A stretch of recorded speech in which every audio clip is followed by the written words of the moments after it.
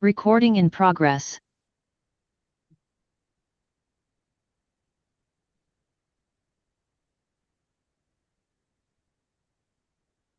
Okay. So you can all stand up.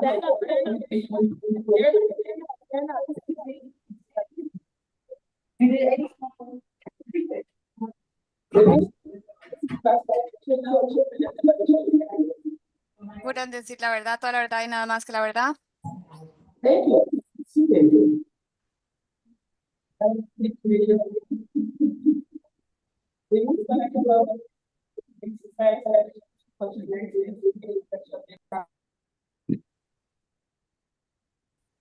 Judge, I kind of heard something, but I'm not sure if that was for me. There's a terrible echo. I think the clerk was trying to swear you in. Okay, I thought so, but I wasn't sure. I do, Maria Correal, certified court interpreter.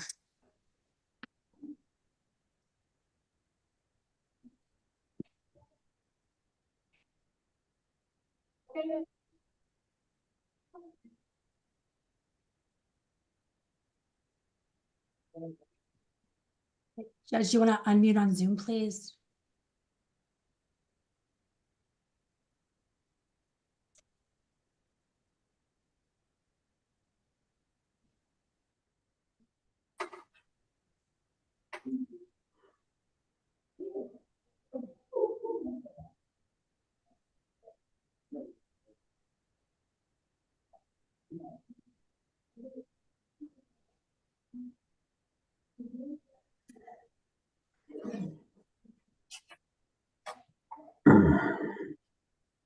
I didn't mute myself, Right now.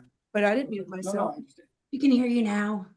Good morning. Can you, Madam Interpreter, can you hear me? Yes, Judge, I can hear you. All right, now let me just swear you in so you can hear us. Do you swear or affirm you will translate from English to Spanish, Spanish to English to the best of your abilities? If so, state I do. I do, Maria Correal, certified court interpreter. Thank you. If there's anybody here for a case on Zoom, please type the defendant's name in the chat room. Si hay alguien aquí por un caso por el Zoom, por favor escriban el nombre del acusado en el chat para que los puedan ingresar al chat. All right, thank you. I also see we have a Russian interpreter. We'll get to you as soon as I finish my out-of-state warrants. Let's begin. Can the attorneys announce state? In the state announce? Where's Miss John? Are you there? She's frozen. Nessa Ath on behalf of the state. Good morning. Okay, who's here for the defense? Morning, Your Honor. John Wilson, Assistant Public Defender. Good morning, Mr. Wilson. How are you today? Okay, we're going to start with the out-of-state warrant, Sydney Berry. And one other thing, corrections. I don't know who needs the Russian interpreter, but let me know so we can do that next after the out-of-state warrants. Sydney Berry. Yeah, she went over to jail arraignment. We need to pass it. Jail arraignment. So I'll pass it. Javon Snowden, quash. Robert Coleman, quash. Mark Duverson is a quash. Precious Jackson, quash. No? It's not a quash, but I got a quash. It's not a quash. Vacate that. Why is I have a quash paperwork though? I have it here. Precious Jackson. What's going on? Is she a local? We don't have her in custody anymore, Your Honor. Is it a quash or not a quash? Is that it's a quash. So why you tell me no? It's okay. It's that kind of day. It's all right. It's anything goes here. Okay, next, Princess Ellis. Is Miss Ellis here? She has locals? Coming up. Yes, Your Honor. She does have locals. She had previously contested. She does wish to waive. No, she waived on June Oh, 20th. Okay, we would just ask if the PD could be discharged, Your Honor. Okay, sure. We didn't have that in our system, so I was just putting it on for that. Okay, Thank you, Your Honor. the 17th. So PD is discharged. She has locals. Yes, Your Honor. She does have two local Set for families. October She's what? present. All right, ma'am, I just discharged the public defender's office since you waived extradition back in June. And so I'm going, your local case is set October 1st. We'll see you on October 2nd to see if you close out your Miami case. Have a nice day.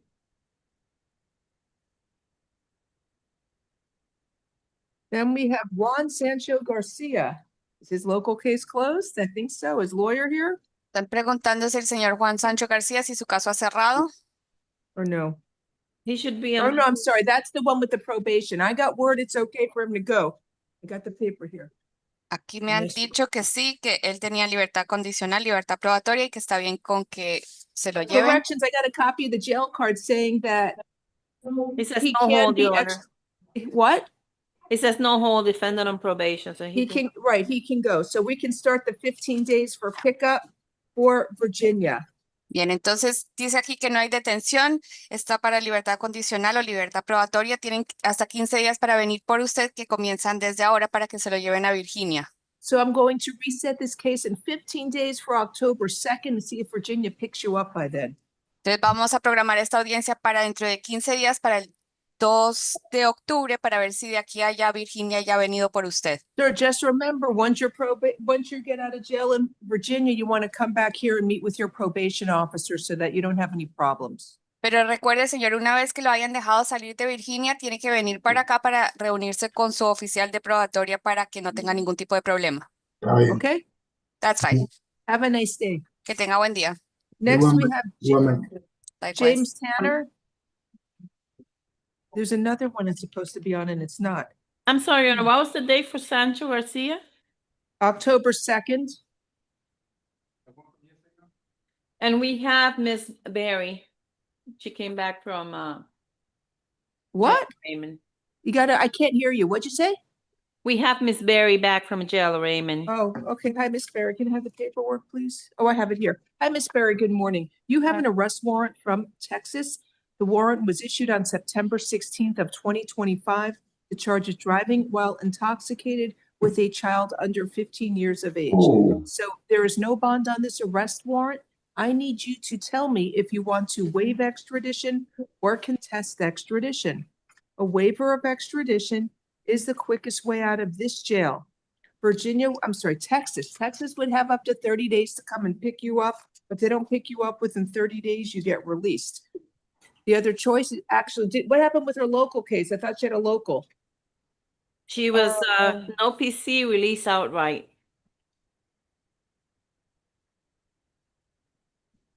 Is she ready to go with that or no? I don't know if they're I gonna don't be able, can they know. pick her up with a release outright? I don't know, Your Honor, because that's not completely close. Give me a second. I need to send her back there. 1 minute, I gotta text the judge. Sorry. It's Judge Capote. I know. Gotta find her on my phone. I got a lot of Bettys here. There it is. I found her.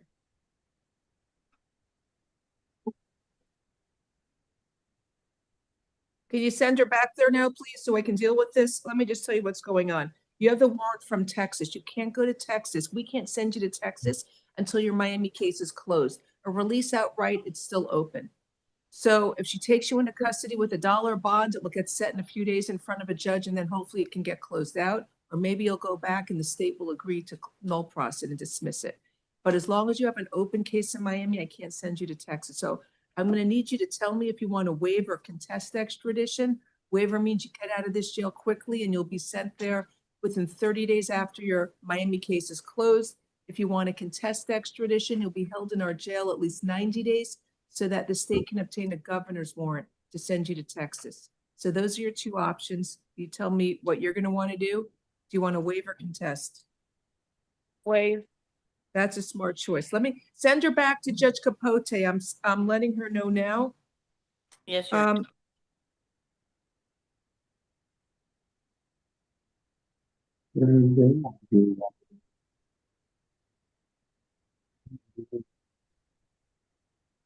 I'll pass. She said she's waiving, but I want to pass it and bring her back to see what happened with the Texas case.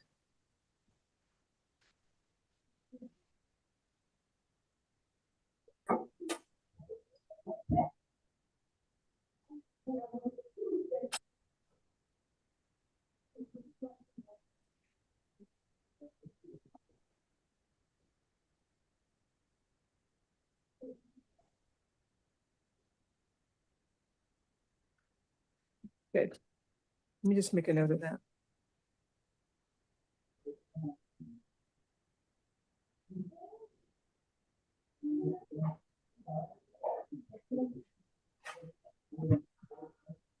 All right, James Tanner, is Mr. Tanner here? On Zoom, Yes. Metro West 2. Hey, how you doing? Good morning, sir. Good morning. So what's going on? He got sentenced to 20 days? Is his is his sentence over? Yeah, the sentence over. Expired. Great, he's ready for pickup. Let's see, he's gonna go to Georgia, hopefully within 15 days. We'll set it October 2nd to see if Georgia picks you up. And if they need an extension of time, the most they can hold you is 30 days through October 2nd. So, but hopefully they'll come by October, no, 30 days would be October, what, 17th, I guess. So hopefully they'll come by the 2nd though. Have a good day. All right. Thank you.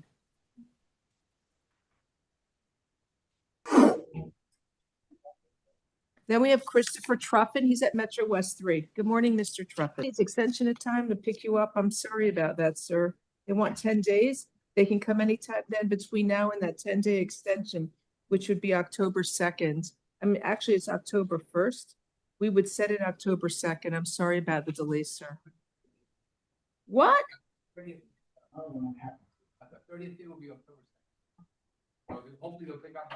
Oh, when's the 30th day? The 30th day is October 2nd. We have to set it to the 30th day, which is October 2nd. So frankly, if they don't pick you up by then, I'll release you. I'm sorry about that. Okay, that's it for the warrants, but for the one case I passed. Then we Your have. Honor, we have Mr. Sergio Cadiz. They gave me the card as Right, I set that down. I was told he closed out his local case. Is that correct? I don't have anything on the card, but I called them this morning. They told me that the case was closed and that they will send the paperwork to reflect that. God. I had a judge text me. I think it was Judge Correa. Mr. Cadiz, you speak English? No, miss. Sorry. Okay, I was told by the judge yesterday, I believe, that you closed out your case here in Miami. Me había dicho la juez el día de ayer que usted cerró su caso aquí en Miami. Sí. Yes. Let me find it. Somebody sent me a note yesterday. No, Un momento. I think it was a text. Yeah, I was told by, I think it was Judge Correa, that he closed his case. It was a misdemeanor. And you don't show anything, corrections? No, Me Your había- Honor, but they did close the case because I spoke to the officer this morning, the one in the courtroom, and they're supposed to send me paperwork later on. So can I start the extradition? I don't, Ese fue cerrado ya. Entonces just so estamos you know, esperando I que nos told- den la documentación. when I got word that it was closed, I sent word to the detective, the deputy, he notified Massachusetts yesterday to come pick you up. Y cuando me dijeron ayer que el caso había cerrado, yo notifiqué a Massachusetts para que puedan venir por usted. So I'll reset his case October 2nd to make sure, you want me to do October 1st? That's fine. I'll set his case October 1st to make sure he's picked up. Entonces fijamos su caso para el 1 de octubre para asegurarnos de que hayan venido por usted. Okay, thank you. Good luck to you. Buena suerte. Yes, you have a question. Go Y ahead. si, Any si question in después terms of del the case? 1 de octubre no vienen, ¿qué pasa? What happens if after October 1st they haven't come to pick me up? They got another, I'll reset it another 15 days. They have a full 30 days to pick you up. Lo programo para dentro de 15 días más porque ellos tienen hasta 30 días para venir por If they usted. don't pick you up within 30 days, I'd release you. 30 days from today. Si después de los 30 días a partir del día de hoy no han venido por usted, ahí sí lo dejaría salir. Okay, Thank you. Your Honor, Okay. Yes, for Miss Berry, she went over to Jello Raymond. They said that they're not changing anything. they're not changing anything. No. Okay, Judge Capote said that? Huh. One sec. They said it was the PD, Miss Gordon. Miss Gordon, Yes. do I have to go walk myself up there to tell them they need to do that?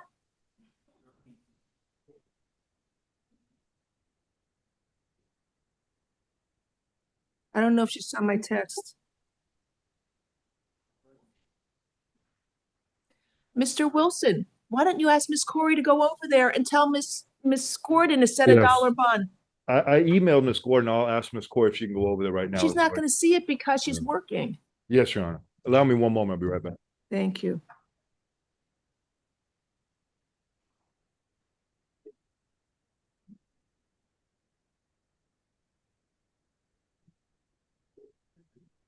One second.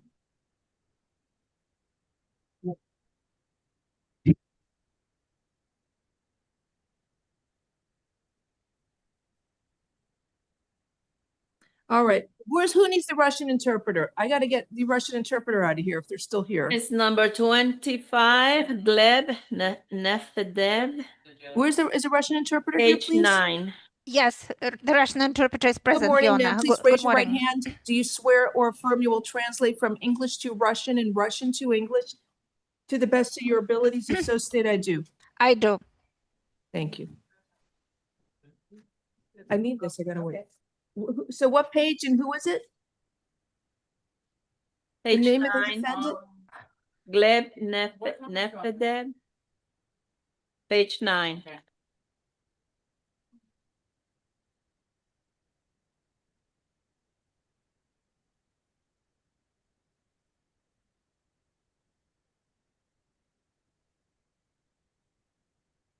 Thanks.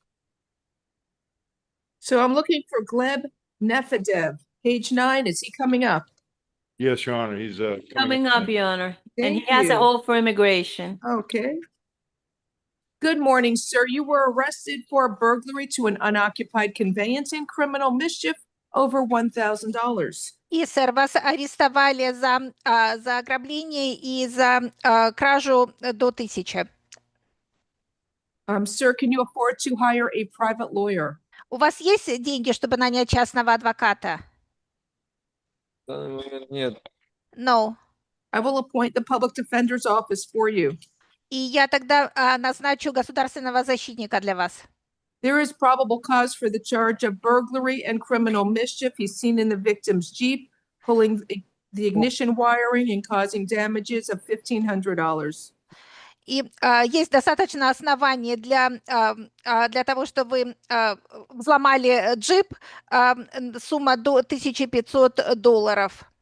Sir, I'm just advising you, you also have an immigration hold, since, so you're gonna have to deal with that as well. И также сейчас вами занимается иммиграционные службы. Вам нужно с ними сначала разобраться. So count 1, it's a $2,500 bond for burglary to an unoccupied conveyance. Count 2, criminal mischief, is a $2,500 bond. Значит, 2500 залог за взлом неоккупированного машины и $2500 за уголовное преступление. Have a nice day. И хорошего дня. Madam Interpreter, could you ask him if he has Medicaid or any insurance? He's from Russia and he's from New York. He's not going to have Medicare or Medicaid. I apologize, Your Honor. Miss Corey wanted me to ask. But У вас есть Medicaid или Medicare? Страховка есть какая-нибудь? And he has an immigration hold. I have New York State medical insurance. Have a nice day. Хорошего дня. Okay. Maybe release Fiona. Thank you, Madam Interpreter. Anybody else need a Russian interpreter today? If not, we'll... What? No. Okay, thank you, Madam Interpreter. Thank you. Have a nice day. Now we're going to go to the in-state calendar. Stanley LeBrun. Yes, ma'am. Good morning. Where's Mr. LeBrun? Metro West 4. Good morning, sir. You have an arrest warrant. It is from Broward County. The warrant was issued July 10th of 2025. You missed court for a battery charge and, battery on a law enforcement officer. I will appoint the public defender's office for you. Unfortunately, there is no bond. You will have to wait up to 15 days for Broward County to pick you up. Your case is reset here for October 2nd to make sure you're picked up. They usually come once a week. You shouldn't have to wait that long. Have a nice day. All right, you too, ma'am. Next case we have is Daniel Vasquez Espinet. He's on Zoom at Metro West 5. Good morning. Good morning. Sir, is English okay? Or would you like Spanish? Spanish. No problem. Madam Interpreter, sir, you have an arrest warrant from Hillsborough County, Florida. The warrant was issued March 26 of 2025. Señor, usted tiene una orden de arresto del condado de Hillsborough La orden de arresto fue emitida el 26 de marzo del 2025. The charge is failure to appear for tag not assigned. El cargo es falta de comparecencia por una placa o chapa no asignada. I will appoint the public defender's office for you. Voy a asignarle a los abogados de oficio para que lo representen. Your bond is $500. Usted tiene una fianza de $500. So if you can pay a $500 bond, you can get out of jail. Just make sure to keep all future court dates in Hillsborough County. Si usted puede pagar esa fianza, usted saldrá de la cárcel, pero sí tiene que asegurarse de ir a las audiencias que tiene en el condado de Hillsborough. If you do He not, has a hold for immigration. oh, you may not want to pay it since you got the immigration hold, but it's your choice. Tiene una detención de inmigración, entonces quizás no quiera pagar esa fianza para que inmigración no pueda venir por usted, pero entonces eso depende de lo que usted quiera hacer. If you do not pay the $500 bond, you'll have to wait up to 15 days for Hillsborough County to pick you up. Si usted no paga esa fianza de $500, tendrá que esperar hasta 15 días para que el condado de Hillsborough venga por usted. El caso queda fijado para el 2 de octubre para asegurarnos de que el condado de Hillsborough haya venido por usted o que usted haya salido de la cárcel pagando la fianza. Okay, Una next we pregunta. have, I Una have a pregunta. question. I Your have a Honor. question. of course, yeah, yes. We Si have yo, Miss pa- Berry back. Her case was no pros. si yo, Wonderful. Let me hear what Mr. Vasquez Espinette wants to say. Diga, señor. si yo pago la fianza, ¿en qué tiempo salgo de acá? If I do pay for the bond, how long will it take for me to get out? So if you pay your bond, immigration, I think, has up to 3 days to decide if they're going to come pick you up. You may miss court in Hillsborough County if they pick you up because they may deport you or send you to immigration somewhere. So you may want to wait until you go to Hillsborough County to post the bond so you don't miss court again. Si usted paga la fianza, inmigración tiene más o menos hasta 3 días para venir por usted. Si lo llegan a detener o lo llegan a deportar, entonces va a faltar a la comparecencia o a la audiencia que usted tiene en el condado de Hillsborough. O sea que quizás piense no pagar esa fianza y esperar a que Hillsborough venga por usted. Pregunta, ayer yo tuve también una corte por Zoom y yo creo que yo llegué fue a unos acuerdos el día de ayer. Yo I llegué a had unos acuerdos. I had court hearings yesterday, and I think that I came to some sort of an agreement yesterday. Sir, talk to your lawyer. I'm not your lawyer. Have a good day. Reset Hable- October 2nd. Hable con sus abogados, señor, porque no soy su abogada, entonces queda fijado para el 2 de octubre. Next is Alejandro Camarillo at Metro West 6. Yes, ma'am.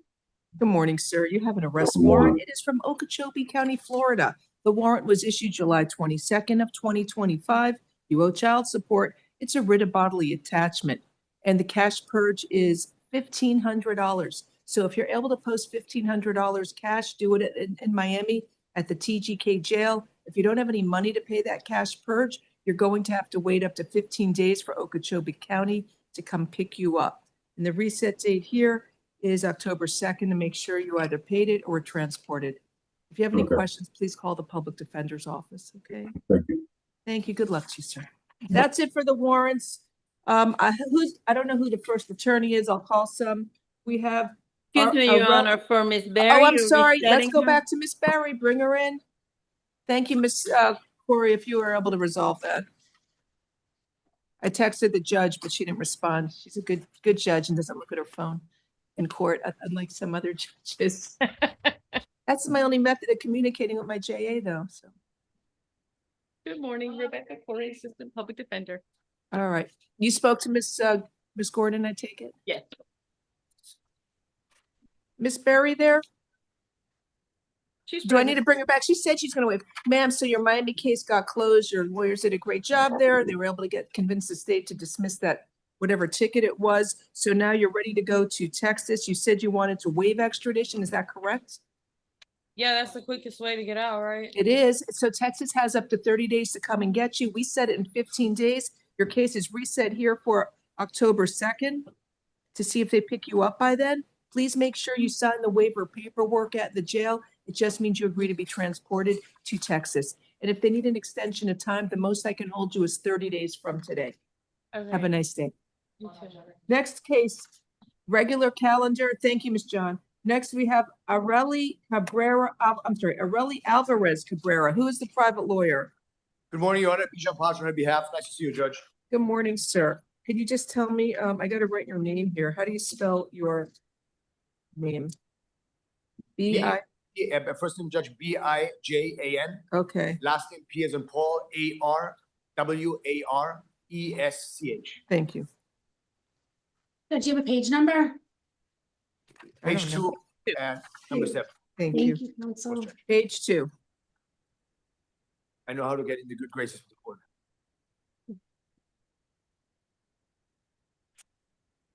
And counsel, you've seen the arrest warrant?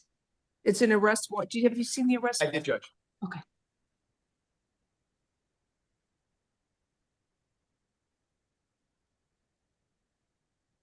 Spanish interpreter, please. Good morning, ma'am. You were arrested for accessory after the fact and tampering with evidence. Buenos días, señora. Usted fue arrestada por ser cómplice después de los hechos y por manipulación o alteración de pruebas. So your attorney is here. Can you introduce yourself to her, please? Good morning, Your Honor. Bijan Paj on behalf of Ms. Alvarez. Está su abogado ahí presente. Está el abogado Bijan Paresh presente. Did you have any argument regarding probable cause? Judge, yes, I would argue that there's no probable cause. As you can see in that lengthy affidavit, Judge, the only evidence that linked to my client are 2 factual assertions. The first one is that— Do you know we have an interpreter that can't translate so fast? Thank you, Judge. Bien, entonces está preguntando la juez al abogado que si existe motivo fundado. El abogado dice que tiene alegatos que no existe motivo fundado. Si uno puede ver en el affidavit de arresto, hay solamente 2 hechos que se pudieran mencionar. Specifically, Judge, those facts are that at 3:40 p.m., the defendant arrived, met with her husband, left for 5 minutes. Las acusaciones, lo primero que dice es que a las 3:40 p.m. la acusada llegó con su marido y luego se fue. And at 5:32, she was observed cleaning the vehicle. Y a las 5:32 fue observada limpiando el vehículo. None of those facts show that she had any idea about the killing, about the body in the car, about the murder. There's no evidence that there were any conversations between her and the husband. There are no messages that would link her in any way to have knowledge or participation. This is a wife that's meeting her husband, and one moment. she's driving. Can you let her interpret, please? Yes, Judge. Entonces aquí no hay ningún indicio, nada que demuestre que ella supiera que alguien había muerto, que hubiera un cuerpo dentro del carro, ni que alguien había sido, sí, que había habido un asesinato. Las pruebas solamente no muestran nada que haya ningún tipo de conversación entre ella y su marido, no hay ningún tipo de mensaje ni nada por el estilo. Judge, would you like me to also go a little bit into her background or just probable cause at this point? Su señoría quisiera que dijera algo con respecto a sus antecedentes o solamente motivo fundado. Es una audiencia solo de motivo fundado. Are you finished? Yes, Judge. Thank you. State you have a response. I'm reading the affidavit. Se le pregunta a la fiscalía si tiene alguna respuesta. La fiscal dice que está leyendo el affidavit de arresto. I need a few minutes to review Her this. So involvement let's just get— starts on page 4. De la manera en que ella estuvo involucrada, comienza en la página número 4. La jueza ha dicho que tiene que leer el affidavit de arresto.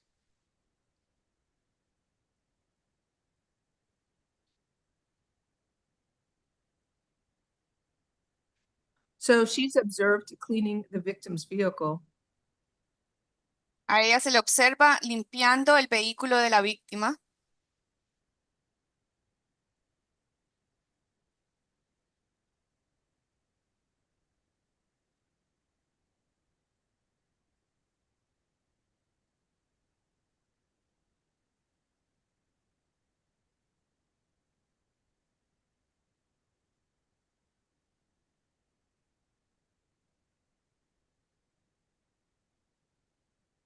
Also, the person, I guess, who allegedly killed her husband is making calls to her, and she's also in the area of the homicide.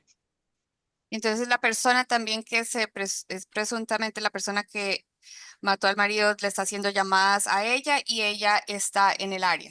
And she's in the area where the victim's body and vehicle were transported to. Y ella está en el área donde se encuentra el cuerpo de la víctima y el vehículo. And they found a victim's body in a blue recycle bin in an abandoned and wooded area by Southwest 203rd Avenue. y encuentran el cuerpo de la víctima cerca de la 203 Avenida del Southwest dentro de un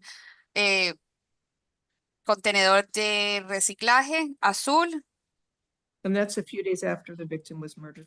en un lugar abandonado y de como un bosque, y eso fue unos días después de que sucedió el asesinato.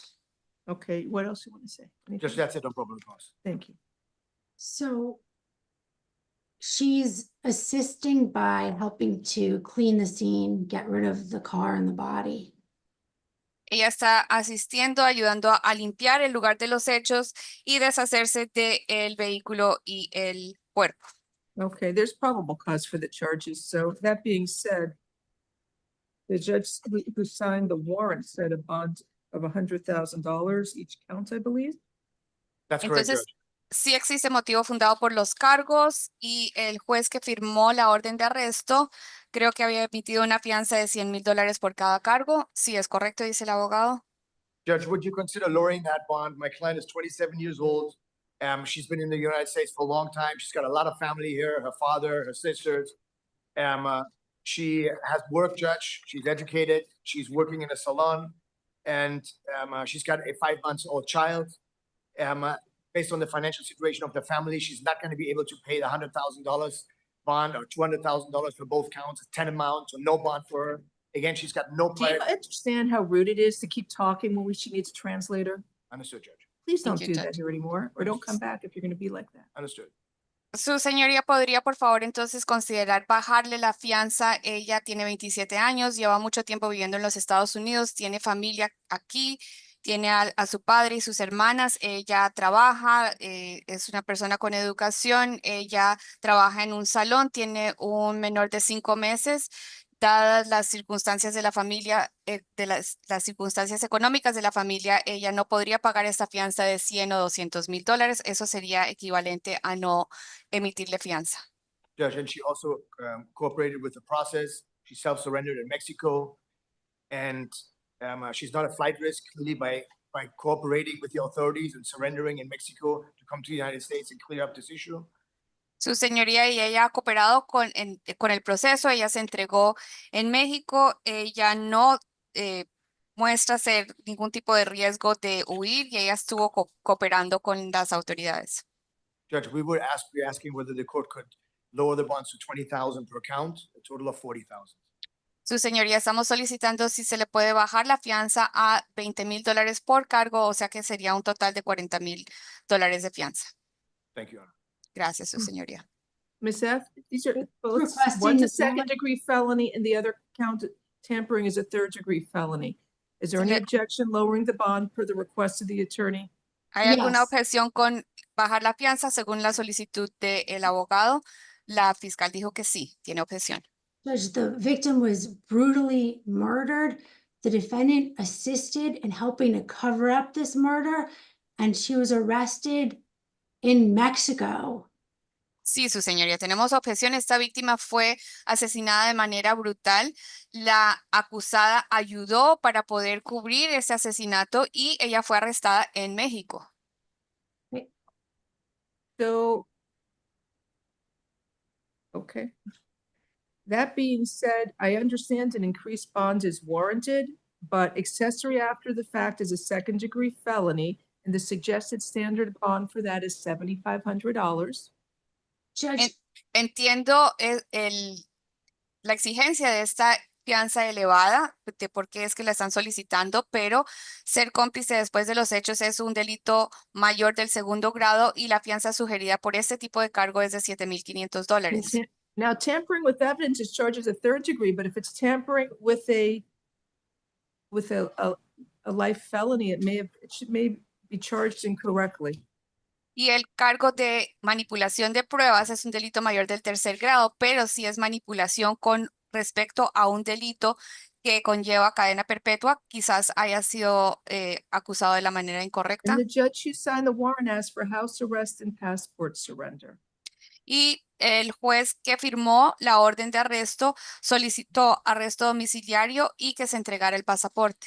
So state, what reasonable bond is the state Judge, can I requesting? have a second? I'm gonna see if I can get, this warrant was approved by the chief of the domestic violence unit. Let me see if she can appear.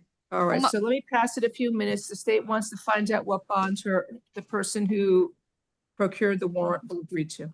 Bien, entonces you, vamos Judge. a pasar el caso un momento. La fiscal va a averiguar con el fiscal de violencia doméstica para ver cuál Yes, no ha problem. sido la fianza que estaban solicitando.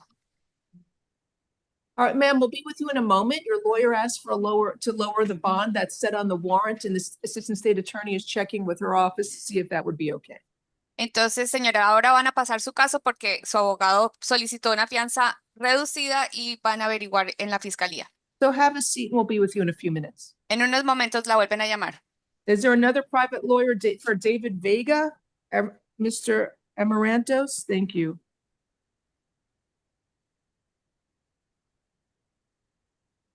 Good morning, Mr. Vega. Sir, do you speak English? Yes, ma'am. Thank you. You were arrested for strong arm robbery. Good morning, Judge. False imprisonment and burglary to an occupied conveyance. It's a case from September 1st. Your attorney is present on Zoom. Good morning, Mr. Amarantos. Good morning, Judge. Good to see you. David, I'm here on your behalf. Judge, I'll give you a Where's your second. co-counsel, Helen? Nothing. I've got her working the rest of the court, Judge. Thank you for, I'll send your regards. Tell her I said that. Thank So you. what's going on? Have you had a chance to review the arrest affidavit? Do you have any I argument? did, Judge. I did. I have arguments as to count 3. I Okay, don't see PC for that. thank you. Give me a moment to review and Yes, I'll hear Judge. the state's response. Sir, are you currently living with the victim, the alleged victim? No, ma'am. I'm not sure if the victim is present. If the victim is here, can you please raise your hand on Zoom? I'm gonna promote the. I don't know if it's what is he gonna argue? It's a trespass. Their shared child is in the rear seat. And he entered the vehicle. What's I the mean, really, burglary? should be a burglary with a battery. So, forcefully attempting to take the phone from her lap. There's a struggle over the phone while inside of her vehicle. Judge, the paragraph where the detective takes a statement from Ms. Veloz, she states that she initially gave him permission to enter the vehicle. So there's no breaking or entering element there. She asked him to exit her vehicle and that's when he refused. That's the improperly staying there, I guess. That's what the state's gonna argue. He held the driver's door closed, restraining her in the driver's seat.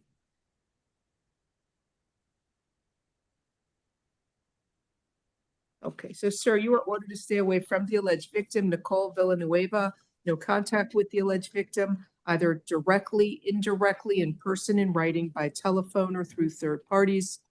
No contact with the victim through social media or other electronic means. And you must stay at least 500 feet away from the victim, her home and school and place of employment at all times. Do not engage in any criminal activity. Do not use or possess illegal drugs. And do not use, purchase, possess, or carry a firearm, gun, weapon, or ammunition. You must immediately surrender any firearms, ammunition, and any concealed weapons permits to the nearest police department and follow receipt with the court. Do you understand the stay away order, sir? Yes, ma'am. Thank you. Technically, there's probable cause for everything. So Did did he go to family court yet to file a petition to determine paternity to establish his parental rights, or no? No, Judge. Their agreement was not done through the courts. They have a mutual share agreement. It's not worth anything, and a personal agreement. She can pick up and move to Hawaii tomorrow, and there's nothing you can do. The only way you can establish your parental rights to your child is to go to family court, file a petition to determine paternity, ask the family court judge to order a parenting plan and time sharing schedule. You may also want to get your DNA tested because, as I say frequently, moms always know who their children are, but dads, can they ever be 100% sure unless they get that DNA test? And they can do all that through family court services, which assists a lot of families in family court. That being said, Thank you for the information, Judge. I'll help him with that. then there's a self-help office. If he's unable to afford your wonderful services, hopefully he'll want to use you or another attorney, but if not, there is a self-help office at the family courthouse, and they give you the paperwork you need. Okay, setting a bond. There's probable cause for count 1, the strong arm robbery. Can he afford a bond, Mr.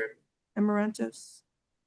He does, Judge, but he supports his this child, and he's got other children with a different woman. I'll set the bonds on count 1, strong arm robbery at $2,500. Count 2, false imprisonment. That will be $1,000. Actually, no, that will be $1,500. And then count 3, the burglary to the occupied conveyance, which is really, I think, an occupied trespass. That will be $500. So your total Judge, that's bond, very generous. Thank you. $4,500. You have a good lawyer. Listen to your lawyer. Listen to what he tells you. Have a nice day. Thank you, Judge. Thank you. Have a good day. Bye-bye. Next, we have Abraham Eskenazi Botella, private attorney. Mr. Moldovan, is he here? Yep, I see him. Good morning, sir. Good morning, Judge. Good morning, Mr. Moldovan. This is Mr. Eskenazi. Sir, do you speak English? Yes, I do. Thank you. You got arrested for 5 cases. So burglary, one's from July, burglary to an unoccupied conveyance. Then you have possession of cocaine, unlawful possession of a stolen credit or debit card, and petty theft from yesterday. Then there's another burglary from July 28th, more burglary, grand theft, possession of fraudulent credit cards, July 20th, and a July 29th burglary and grand theft of a firearm. So your attorney is here. We're going to have to go case by case. Mr. Moldovan, are you able to put your video on so we know who we're speaking with? He's also out on felony bond. There's a hold for the open felony cases. F25-16412, F25-16414, F25-16422, F25-16401B. Okay. Judge, I see those you, Mr. cases, he's out on bond on those cases, but these cases occurred before he was out on bond. I'm afraid the one from yesterday occurred yesterday, which would be after he got on bond because it's yesterday. Well, I don't understand that, Judge, because we surrendered him. The detectives called me and I surrendered him personally. And when I surrendered him, They found cocaine. They found inside the canister. Let's say they were searching the front passenger side compartment of a door. They found a canister with a rolled up dollar bill, which bore visible traces of a white powdery residue believed to be cocaine. He also had 3 credit cards, all of which were confirmed to belong to one of the victims in the case. And so this Judge, that's almost because at the police station, City of Miami Police Station, I walked him in.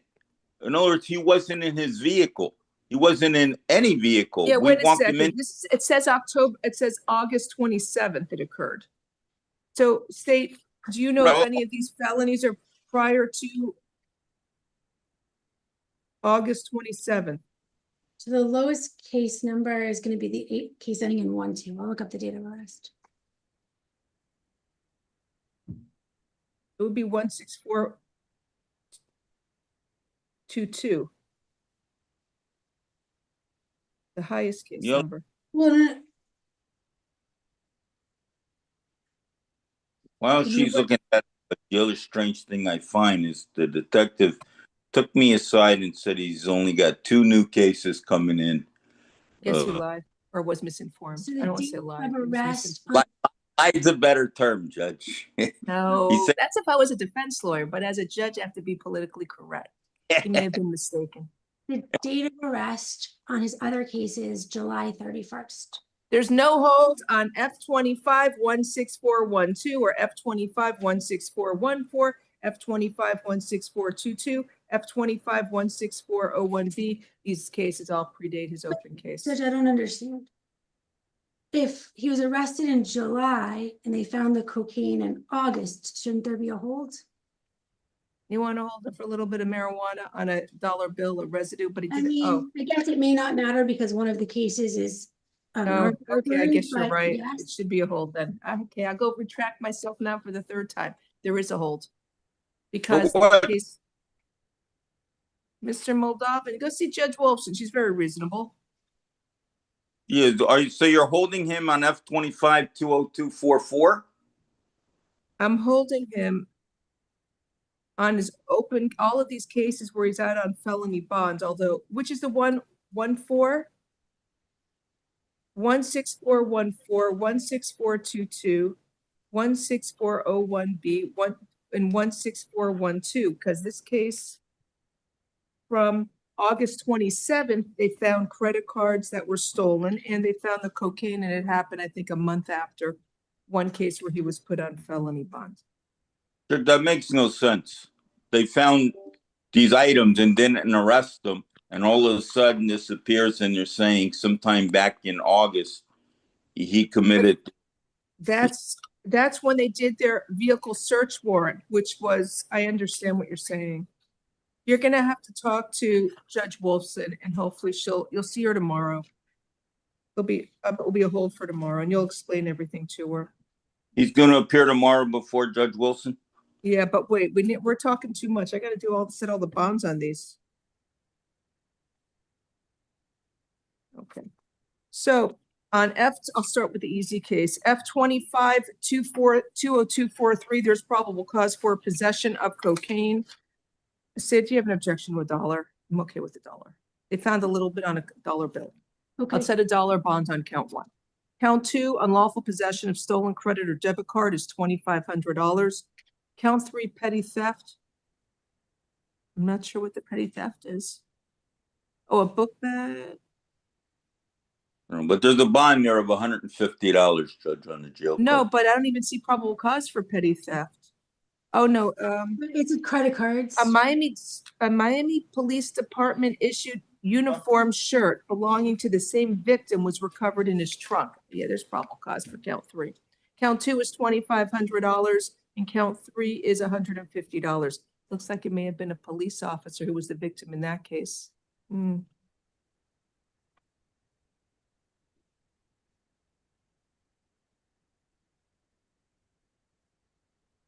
So we have also F25-155. Am I saying right? No, F25-20245. That's from July 28th. It's a burglary to an unoccupied conveyance.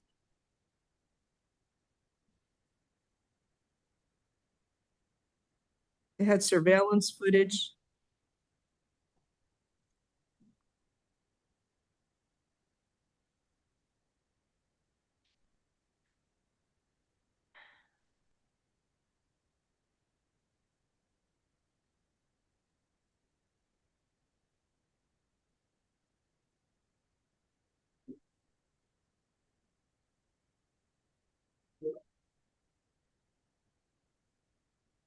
There's probable cause for burglary. The only problem is you wrote the wrong address on here. You wrote the address where the surveillance footage was.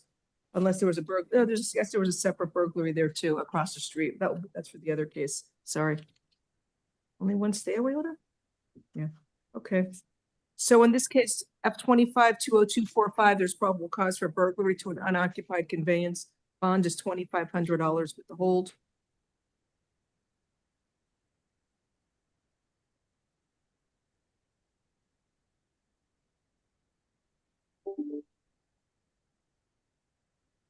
F25-20253. In this case, you are ordered to stay away from 3335 Thomas Avenue in Miami, Florida. You are not allowed to go to that location and you must stay away from there, sir.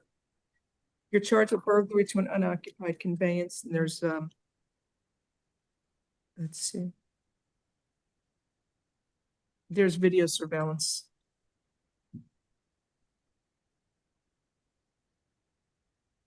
So it's $2,500 bond in this case with the hold.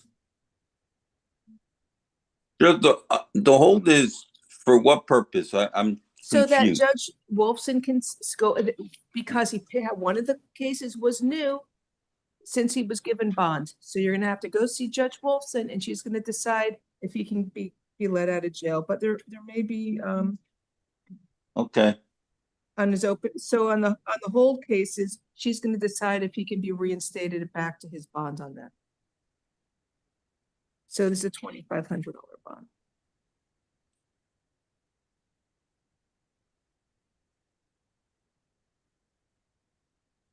F25-20246 is from July 20th.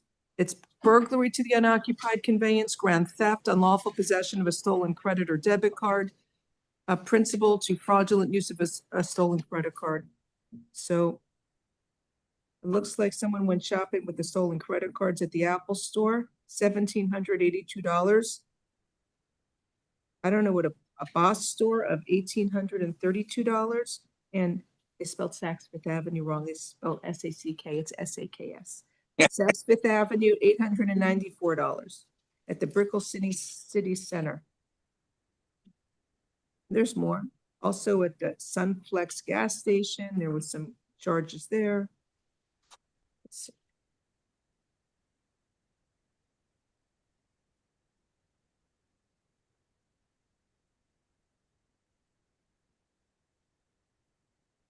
So the victim noticed his wallet no longer in the center console of his vehicle. That's when he started getting alerts from his bank. And then let's see. Then October 6th, they met with the victim for follow-up. They were able to get surveillance video.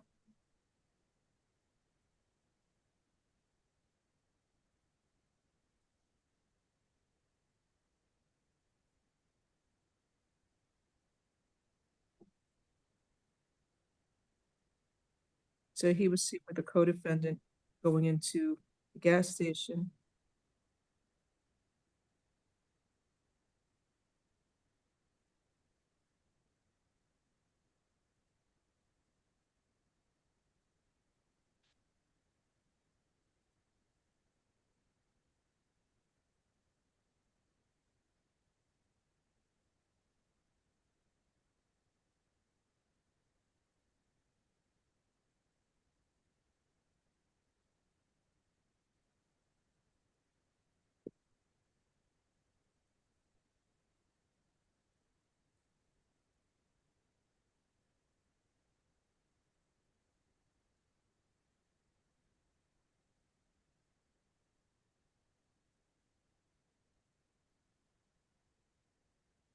Okay, there's probable cause for everything. On F25-20246, it's a $2,500 bond for count 1.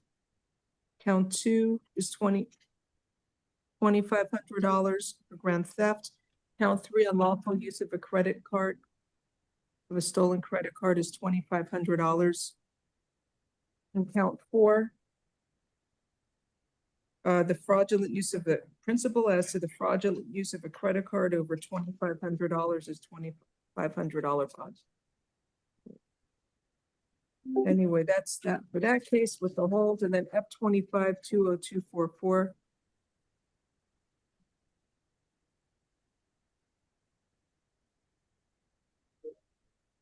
It's armed burglary to an unoccupied conveyance and grand theft of a firearm. So let me take a look at that.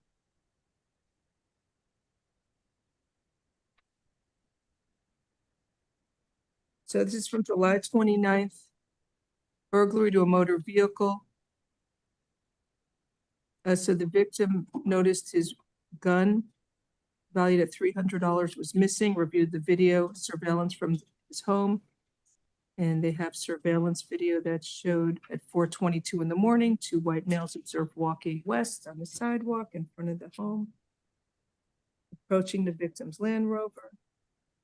One male continues walking to be a lookout. The other one goes in the victim's vehicle and then flees. Doesn't say who took the firearm, Judge. If in fact the firearm was actually taken. No, the victim claims there was, but I'd argue that there's no Able to problem. identify the co-defendant. I identified the co-defendant in the footage entering the vehicle. They observed a vehicle matching the description of a white sedan used in the vehicle burglaries as well. The driver was Mr. Ashkenazi Botella. So they're working together.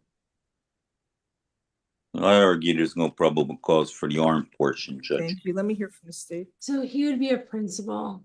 I believe that there is probable cause. Also inside his car, an inventory search of his vehicle in the rear passenger seat, they found a blue bag with a black Ruger with a serial number that I guess matched. It was stolen from it was stolen in a city of Miami case. So, are you seeking to hold him no bond on that? No, it's just burglary and armed burglary? Yes. What? Yes. You want to hold him no bond on the armed burglary? He's not the one who physically entered the car. He's responsible for a string of burglaries, and in this case, a gun was stolen. Pardon me? Then why didn't your officer charge it as an armed? Why didn't it come up as an armed burglary? I'll set a bond on count 1. It's going to be $10,000. Count 2, grand theft of the firearm is $5,000.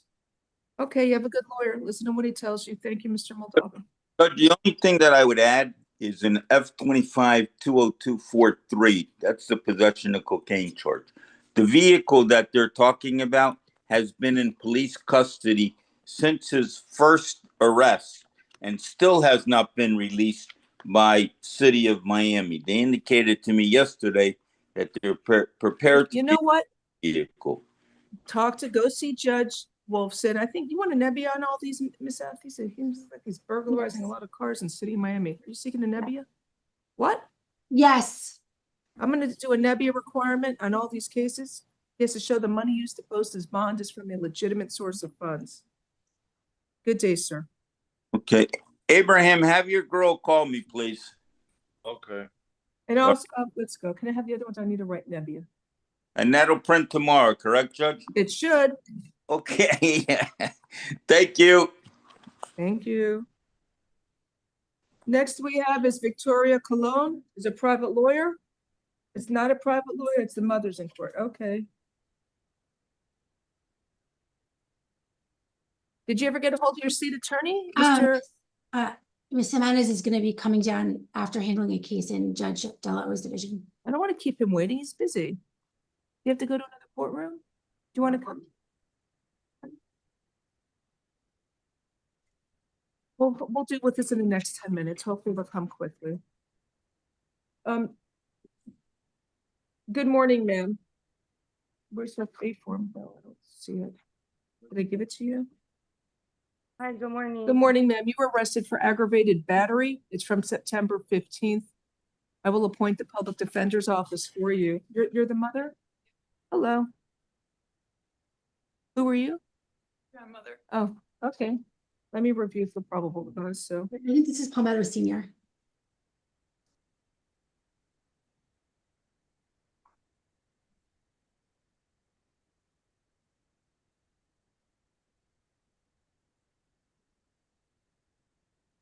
the victim had to get staples from the beating. It's a little vague. Ma'am, you are ordered to stay away from the alleged victim whose initials are M.O. No contact with the victim either directly, indirectly, in person, in writing, by telephone, or through third parties. No contact with the victim through social media or other electronic means. And you must stay at least 500 feet away from the victim or the victim's home, school, and place of employment at all times. Anything you want to tell me? Yes. What? So they didn't say any of this. I was at the school. Bitch, we can't hear her mother. For an IEP meeting. Where is this, in high school? Yeah. And this Judge, we cannot hear her mother. harassing my daughter for weeks. I brought it up to the school's attention. My daughter has one class with her. Can I have the thing back? You want me to just, unless they're at school, did she get suspended? I'm assuming after this, yes. I was gonna say stay 500 feet away from the victim, but It's if okay, I'm pulling her from the school altogether. But I brought this to. you gotta do the dual enrollment.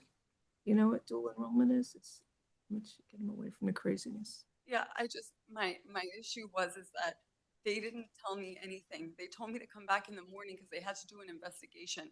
When they said they had a video of what happened, and that they spoke to the people. All right, ma'am, you'll talk to your lawyer. All right, right now there's probable cause. She's here. She would have been in juvenile court, but she's 18, so that's why she's here. I don't know. State, do you have an objection to pretrial? Yes, the victim needed staples in her head. I understand. Do you realize when usually people fight like this at a school, one's getting picked on, and usually the one getting picked on is the one who gets in trouble because they finally fight back and they hurt the other one. There's no justification. You have money to post the bond, ma'am? I'll find it. I'll order her to pre-trial. Listen, Judge, may I? who are you? And I'm gonna, may I introduce myself because this may be the case that I came here for. My name is Mari Jimenez. I'm a prosecutor. And I know I'm here on a female defendant, so I didn't want to be, no, that's not her. Sorry, Judge. No, you're the next one we were waiting for. Okay, thank you. Okay, I'll wait. it's an 18-year-old child, goes to school and had a fight at school.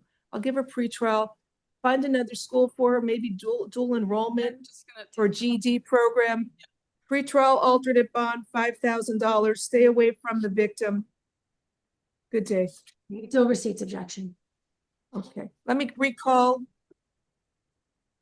Areli Alvarez Cabrera. Oh, good morning. Good Mitch- morning, Judge. Now, let me introduce myself. Mari Jimenez on behalf of the state judge. I was called by Ms. S because I approved the warrant in this case. And I understand that the court was considering maybe a bond reduction. So give me a second. The defendant needs an attorney. We need to use the interpreter, and I kindly ask you both to please pause for the interpreter, okay? Corrections, can you please bring me back Ms. Areli Alvarez Cabrera?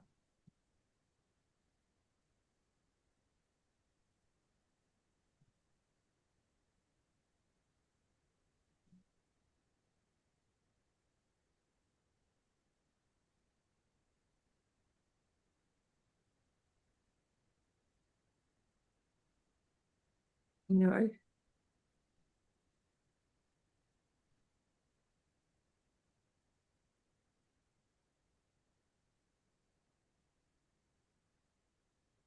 Back, Judge. Good morning. Fine, right? The assistant state attorney is here. Good morning. This is Ms. Jimenez from the state. Está la fiscal auxiliar presente de la fiscalía, es la abogada Jiménez. And your attorney is here as well. Su abogada también está presente. Let me hear from the state. We're here because defense counsel asked for a reduced bond from what is set forth on the warrant. Estamos aquí porque el abogado de la defensa había solicitado una fianza reducida con respecto a lo que está en la orden de arresto.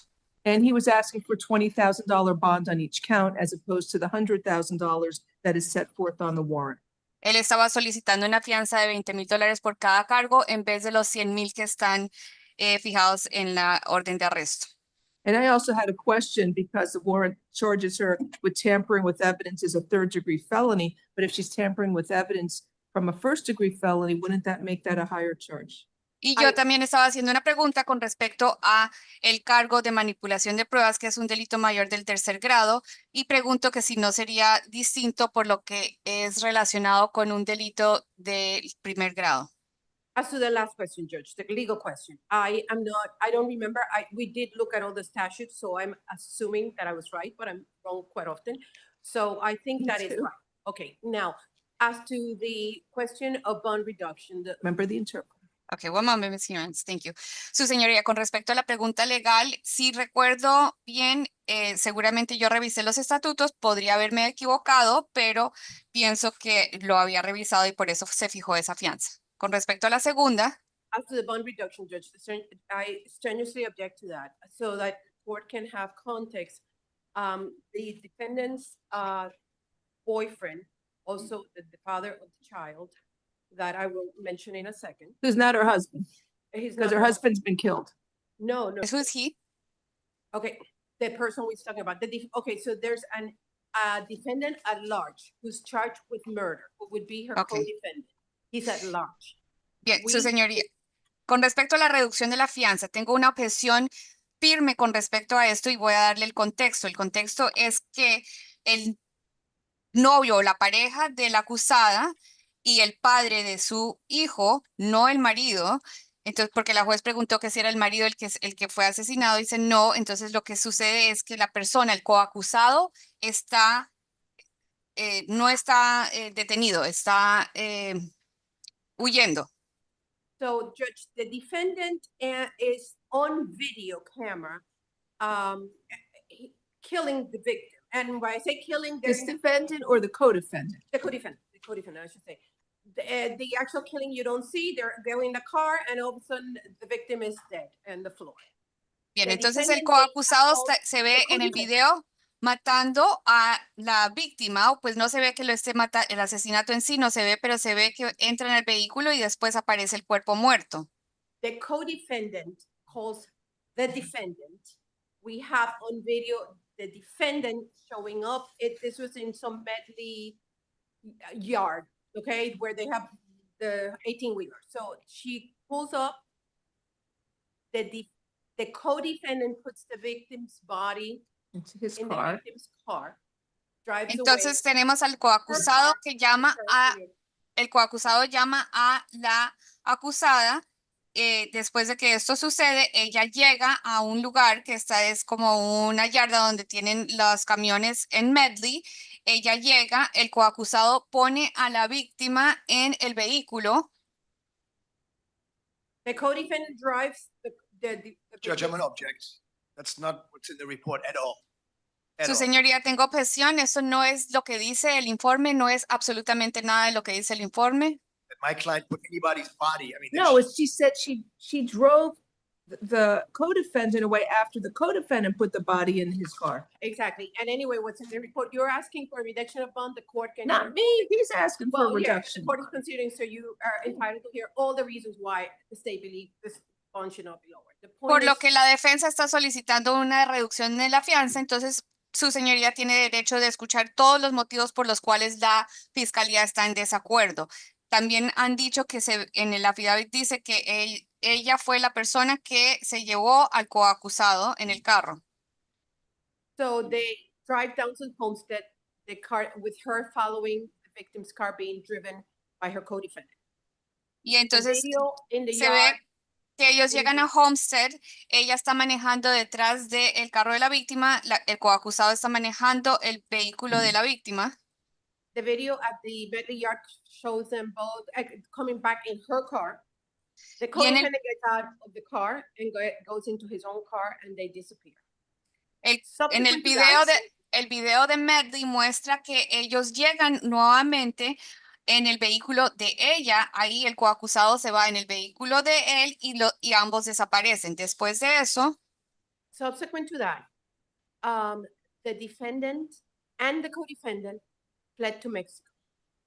después de eso, la that's a- acusada y el acusado, ambos Obviously, huyen that para was the México. song Of whether she will return to trial. They flee to Mexico. They get somebody to drive them to Texas. Or somehow they get to Texas. From Texas, they go into Mexico, and they go into Cancun. The intelligence from the marshals and the police officers who are still hot on the trail of the co-defendant is that they wanted to return to Cuba.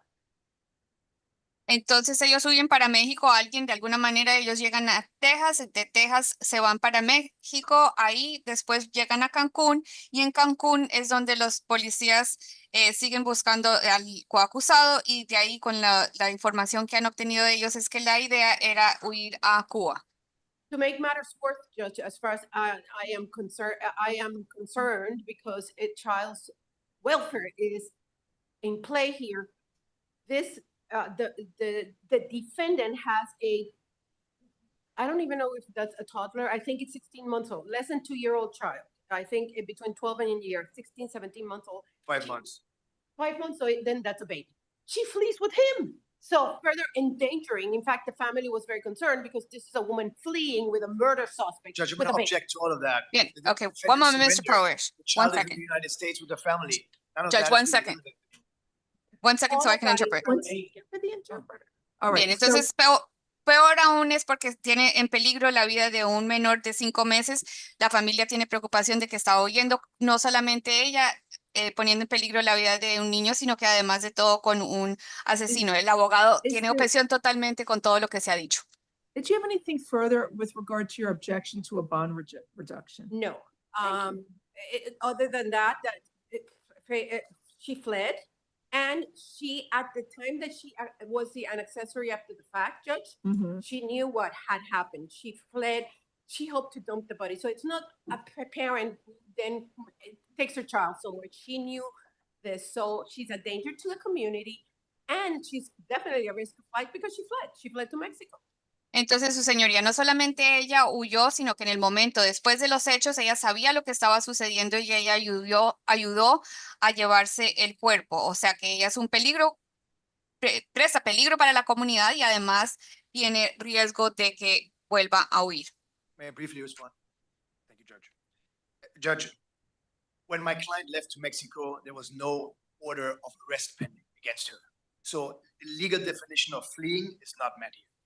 Su Number señoría, two- cuando mi cliente se fue para México, en ese momento no había ningún tipo de orden de arresto, o sea que la definición de legal de huir no cumple con lo que sucedió. Number two is she clearly showed that she's not a flight risk. She self-surrendered to authorities. Y número 2 es que ella claramente demostró que ella no corre ese riesgo de huir porque ella misma se entregó a las autoridades. And although I appreciate the prosecutor's story about the events, the evidence before the court in the sworn to affidavit only has two factual assertions against my client. I stop with that. Y aunque agradezco la historia, el cuento que está dando la fiscalía, las pruebas no son lo que están presentadas aquí ante su señoría. En el affidavit de arresto muestra 2 hechos según lo que sucedió. Which at 3:40, she came with her car to meet her husband. Que es que a las 3:40 ella llegó con su carro para reunirse con su pareja. And at 5:32, she cleaned the victim's vehicle.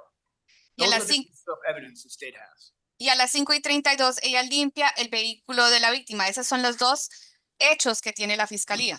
Now, tying it back, Judge, to the amount of bond, my client does not have financial need to pay the $200,000 bond. She's got a clear criminal record. She showed her intent to resolve these charges by self-surrendering. Entonces, su señoría, con respecto a los montos de la fianza, mi cliente no tiene los medios para pagar ese tipo de fianza, esos $200,000. Ella no tiene antecedentes y ella demostró que se entregó ella misma. And her whole family lives in the United States, Judge. Father, sisters. Based on that, I hope, Judge, she's entitled to a bond, to a reasonable bond, and I believe $40,000 for those 2 charges, which is already double what the standard bond is. I think it's adequate, Judge. Thank you. Su señoría, ella tiene familia acá, o sea que no presta riesgo de huida, tiene a su padre y sus hermanas acá.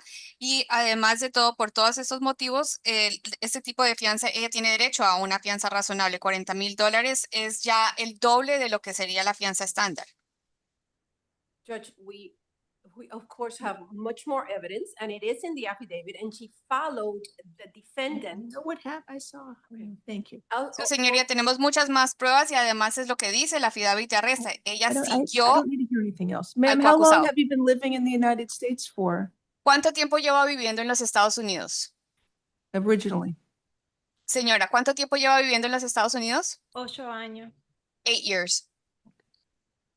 Would you agree if the court set a bond of 50,000 each count? So it's $100,000 total with house arrest, surrender of passport. Would the state be willing to agree to that? La fiscalía estaría dispuesta I a am not, una fianza But I de will tell you that One tomorrow, second, this Ms. case Jimenez. is going to the division chief in Judge, if the clerk can help me, what It's is Gonzalez Marquez. Gonzalez Marquez. I approved the warrants on my murder, homicide duty.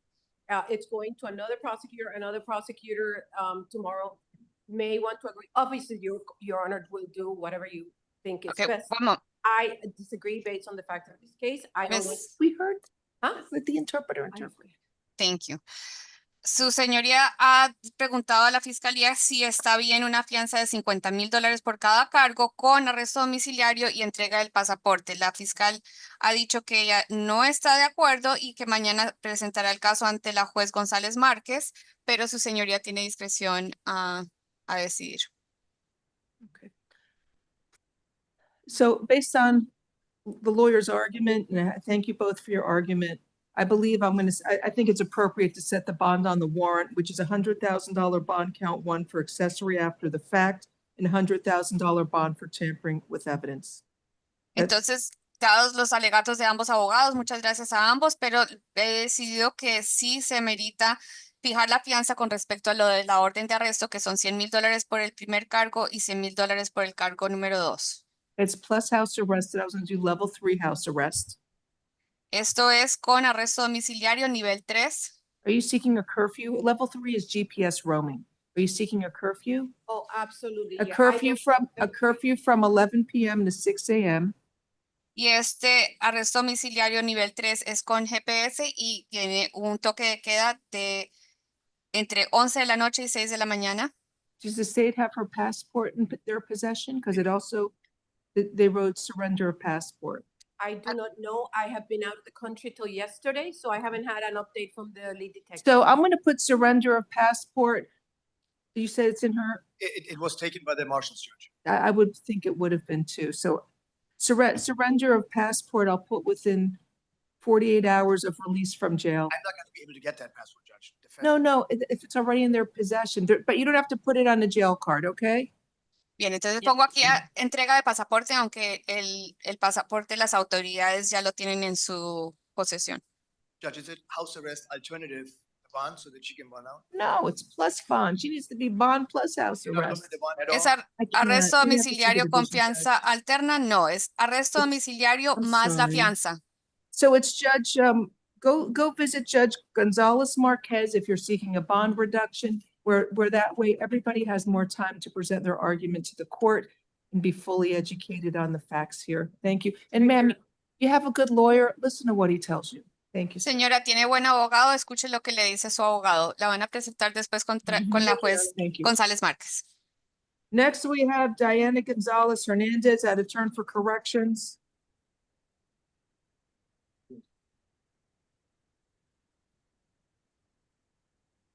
And this, We have an officer here for a case too. I'm gonna need to pull Johnny Berger when you have a chance. Is he, I don't know what page he's on. If there's any more private lawyers I forgot, do me a favor and raise your hand on Zoom or type the name of your case here. And if there's any other officers here. I don't know who Mr. Crockett is, but you need to write your name of your case here. If you're not an attorney, I'm not calling you out of turn.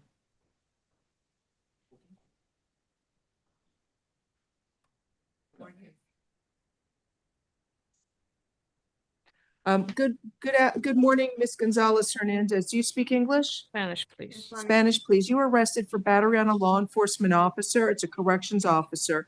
I will appoint the public defender's office for you. Buenos días, señora. Usted fue arrestada por agresión física contra un agente del orden público, un agente del correccional. Voy a asignarle a los abogados de oficio para que la representen. There is probable cause for the charge. Your bond is $5,000. Have a good day. Si existe motivo fundado por los cargos, su fianza es de $5,000. Que tenga buen día. Did she go to the clinic for her black eye? La llevaron a la clínica por el moretón. Maybe corrections. You should refer her to the clinic. Can I refer her to the clinic, please, to get Well, medical care if she Puedo, por needs it? favor, referirla a la clínica para que reciba cuidados médicos si es que son She needs a necesarios. steak. Remember you watched the Flintstones when you were kids? They used to put a steak on your black eye. Good luck to you, ma'am. Buena suerte, señora. Next, we have Del Warren Brown, page 4. And he is.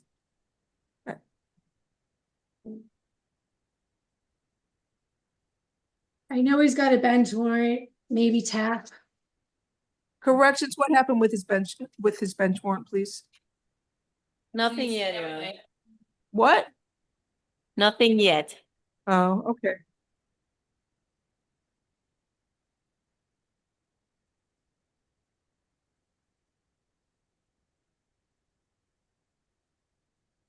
Good morning, sir. You were arrested for possession of cocaine. I will appoint the public defender's office for you. He has an open case. I don't know what they're gonna do with this petty theft, but I'll give him TAF. I have no problem with that. TAF alternate bond will be $1,500. Sir, you have to come to court for your arraignment. What's today? 17. What day is that, Miss Ashley? It's a Friday. It's a Friday? Mhm. October 17th? Thank you. Your arraignment date will be October 17th at 9 a.m. courtroom 221, Judge Brinkley. Have a nice day, sir.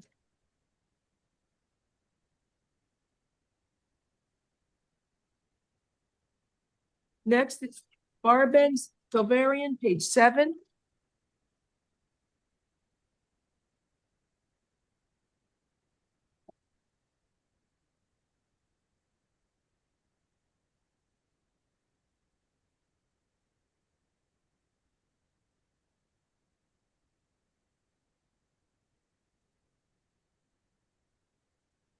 Good morning, sir. You were arrested for interference with the railroad tracks, trespass after warning, and resisting an officer without violence. He also has an open case pending. I'm setting a bond on this case. Count 1 is $2,500. Count 2 is $500, and count 3 is $500. You need to stay off those railroad tracks, sir. Good day.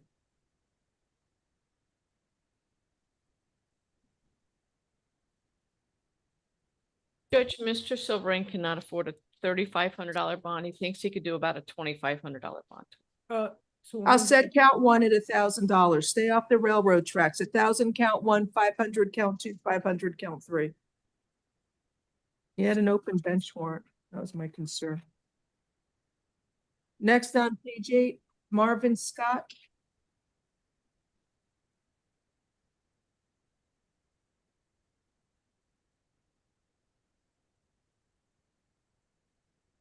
Why isn't it sale? He had 17 baggies of 8 grams of cocaine. Oh, it is. Sorry.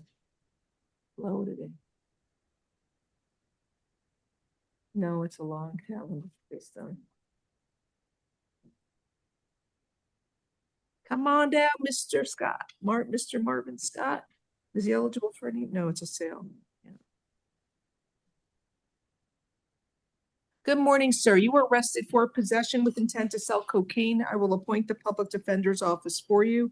There is probable cause for the charge. Inside your vehicle, they found a Ziploc bag with a cartoon print that had 17 baggies of suspected crack cocaine weighing 8 grams. So I had to set a bond. It's $7,500. Have a nice day, sir. Next is Quintarius Anderson on page 9, out on probation, hold for F24 5973, F24 6326. Good morning, sir. You were arrested for strong arm robbery. I will appoint the public defender's office for you. So victim's walking north on the Northwest 11th Street. He's passed by a offending vehicle. The defendant said something to him in English. He kept walking. Then it was a co-defendant sitting in the passenger side. As the victim got to the middle of the block, defendant and co-defendant followed him. He asked the victim for an address and then snatched the victim's phone from his hand. He doesn't remember which one took his wallet from his pocket and his book bag from his back, but they did that too. As the defendant walked with his book bag away from the victim, he kept asking both defendants to give him his stuff back, and both defendants then chased him down, tripped him. The victim scraped his elbow. They were punching and kicking the victim while on the ground. And then they fled. The incident was caught on high-quality CCTV, shows the defendant forcefully removing victim's book bag, taking 2 items from his bag, handing him to co-defendant. There's probable cause for strong-arm robbery. You are ordered to stay away from the alleged victim, Elson Carrero. No contact with the victim, either directly, indirectly, in person, in writing, by telephone, or through third parties, and you must stay at least 500 feet away from the victim, his home, school, and place of employment at all times. I'm setting your bond. It's going to be $10,000. Good day, sir.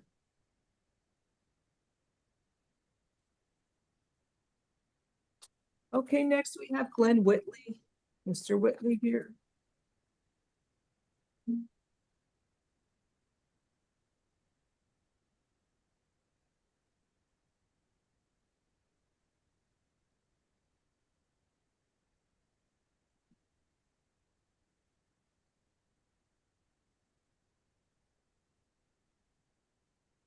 Good morning, Mr. Whitley. You were arrested for petty theft, 2 or more convictions. I will appoint the public defender's office for you. It is from September 12th. It's alleged he's stealing 2 cases of Corona beer and sunglasses and an umbrella.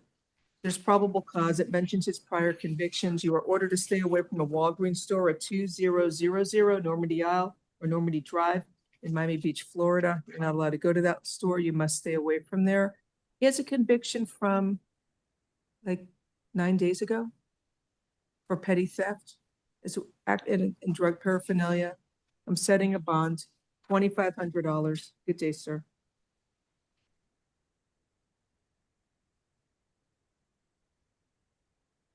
Next is Christian Gonzalez Lopez, page 13.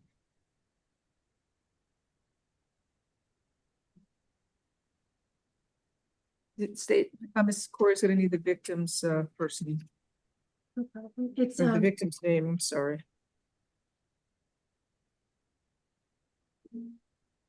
Good morning, sir. Do you speak English? English or Spanish? Spanish is preferred. Spanish, please. You were arrested for battery by a detainee on another detainee. I will appoint the public defender's office for you. Buenos días, usted fue arrestado por agresión física de un detenido contra otro detenido. Voy a asignarle a los abogados de oficio para que lo representen. There is probable cause for the charge. Your bond is $2,500. Have a good day. Si existe motivo fundado por el cargo, su fianza queda en $2,500. Que tenga buen día. victim is Diosmel Borges. La víctima es Diosmel Borges. Next is Raylan Carbonell.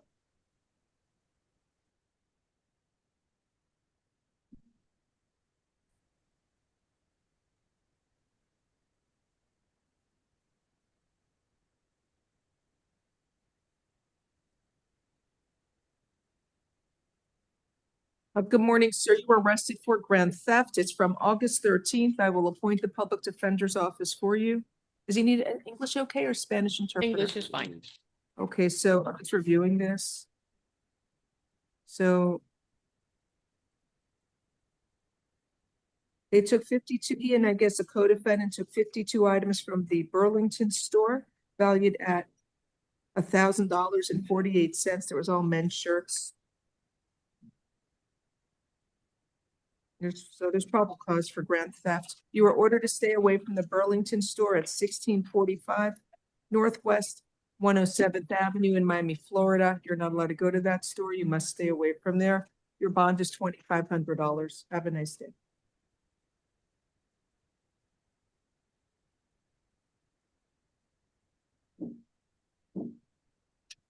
Next is Joseph Kelly on page 14. He refused, Your Honor. It's an added charge. Let me review. We can waive Ms. his Corey, presence. We can waive his- okay. I'm not, no value, and I'm not sure about the occupied. But it's a burglary. Oh, it's not. She's taking her kids to school and left the Right. bicycle there in the front porch. Right. Oh, no, it says $750 exactly. $750 Yeah. bicycle. What? It says $750 exactly. There's probable cause for count one, burglary to an unoccupied dwelling. You said refusal? Yes.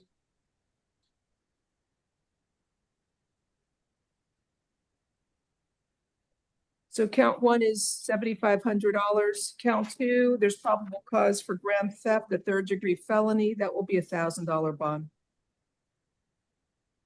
And appointing public defender's office waiving presence.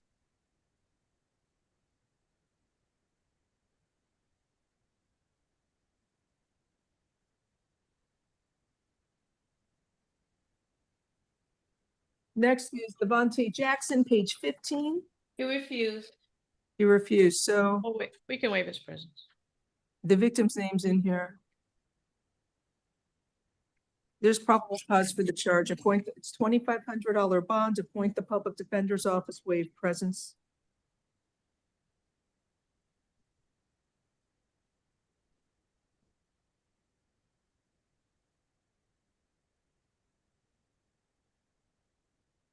What's this?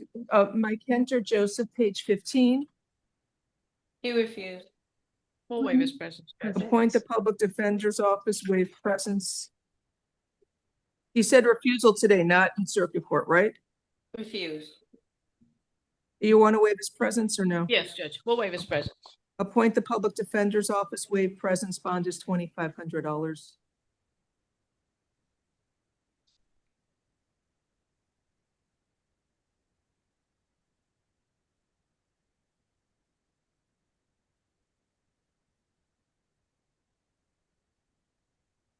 Now on, what's this one?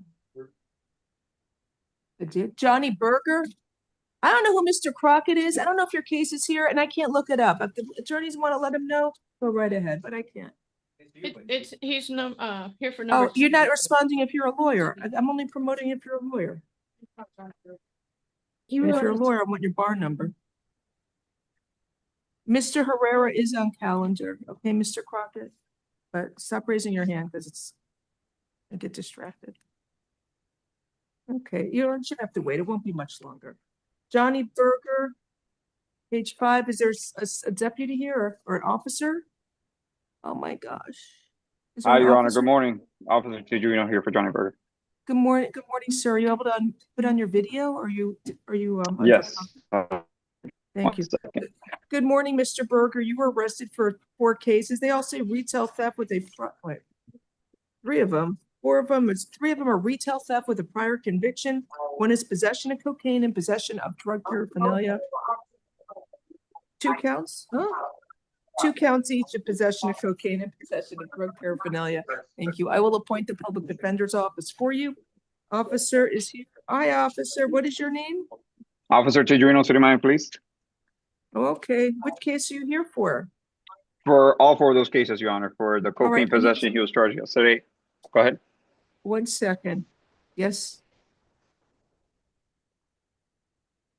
1 minute. Can you pull this one out of the return for me for this person so I can get it called?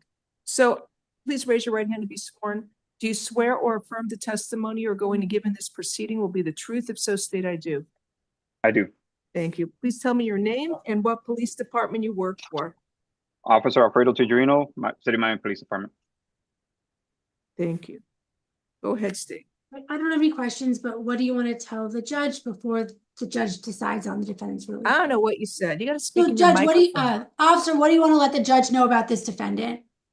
Just to be aware of his previous counts, he's become a nuisance in the Corway area where he has these 3 counts of retail theft.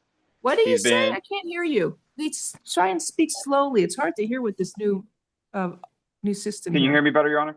Yeah. Okay. So it was just to bring awareness to the nuisance that Mr. Berger has caused to the Navarro Pharmacy here in the Corway area. He's got 3 counts currently right now for retail theft.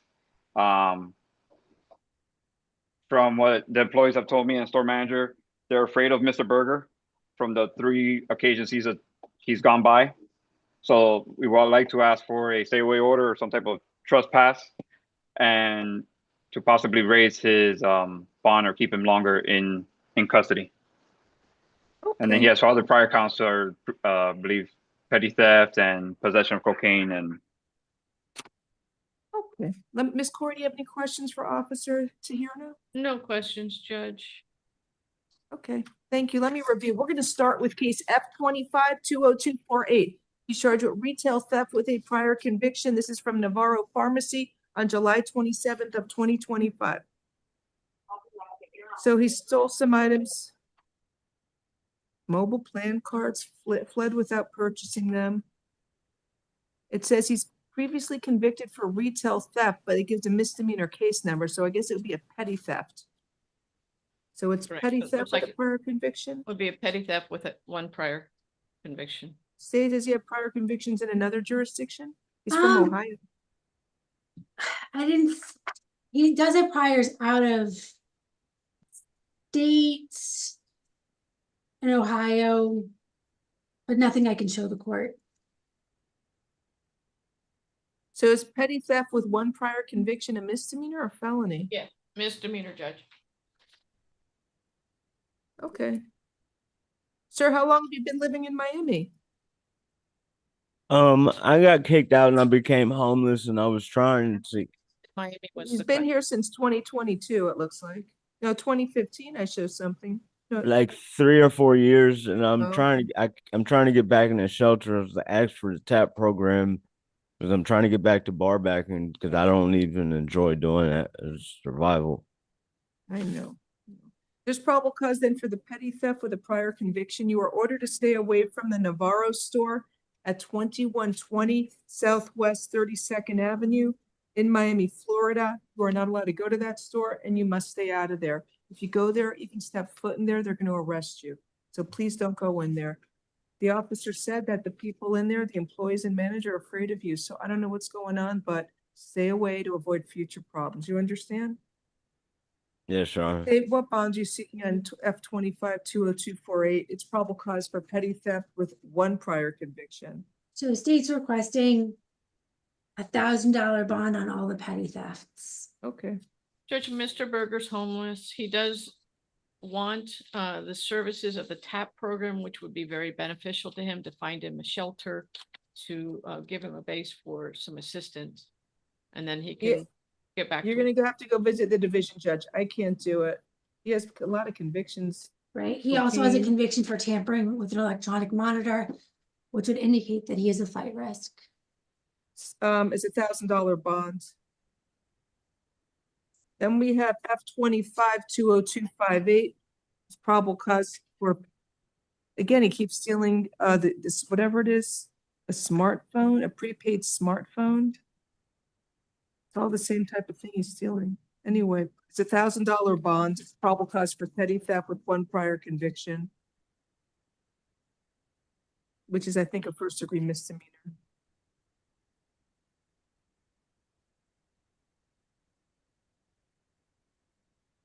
And F25-20249 is the same thing. He's stealing the prepaid phone. Petty theft with a prior conviction is $1,000 bond.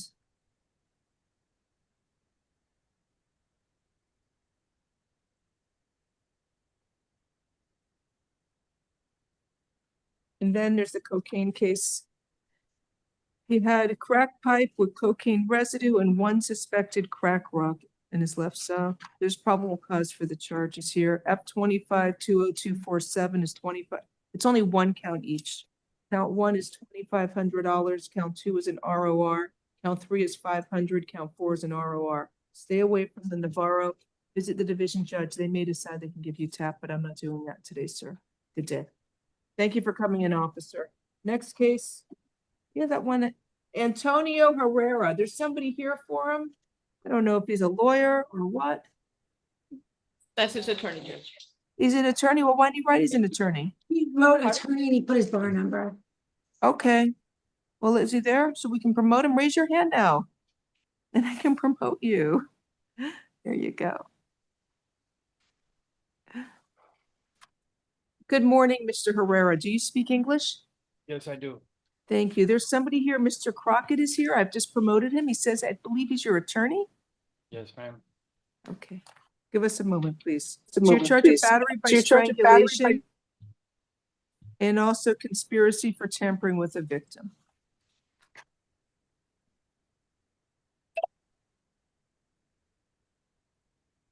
Good morning, Your Mr. Honor. Crockett. How are you? I'm sorry about that. I'm sorry about that. No, don't worry, Your Honor. Your Honor, I'm here for this bond hearing only. He's going to need the public defender, but I do want to argue on his behalf on bond when we get there. So let me explain something.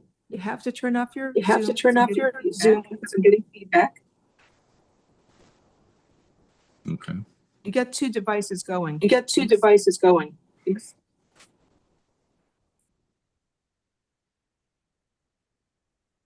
Do I? I only have the You only have one device. You only have one device on? Yes. Yes. Okay, give me a second. Okay, give me a second because I'm getting an echo of everything. Louis, can you come in and help me, please? Judge, is it just when Mr. Crockett is speaking? What? It's just when Mr. Crockett is speaking, correct? Can you hear me? I can hear you. Okay, good. Okay, It better now. stopped. Okay, so let me just explain. I can't provisionally appoint you. You can you're either representing him or you can't. If you're going to be representing him, that's fine. But if you want to withdraw, you got to do a motion to withdraw before the division judge. Or I can appoint the public defender now if you can't afford an attorney, whatever you want. He cannot afford an attorney, Your Honor. I'm asking if I could make a limited appearance simply for today. We don't do limited appearances here. That's the problem. Okay. So if you want to represent him, you'll have to do a motion to withdraw, or I can appoint the public defender's office if you can't afford a lawyer, and you're more than welcome to speak on his behalf if that's what you wanted to do. Okay, that's what I want to do, Your Honor. What, Thank appoint you. the public defender? Yes, Your Honor. Okay, before we get there, Mr. Herrera, can you afford to hire a private lawyer? I will appoint the public defender's office for you, so let me review. It's an incident from the 15th at the Miccosukee Casino and Resort.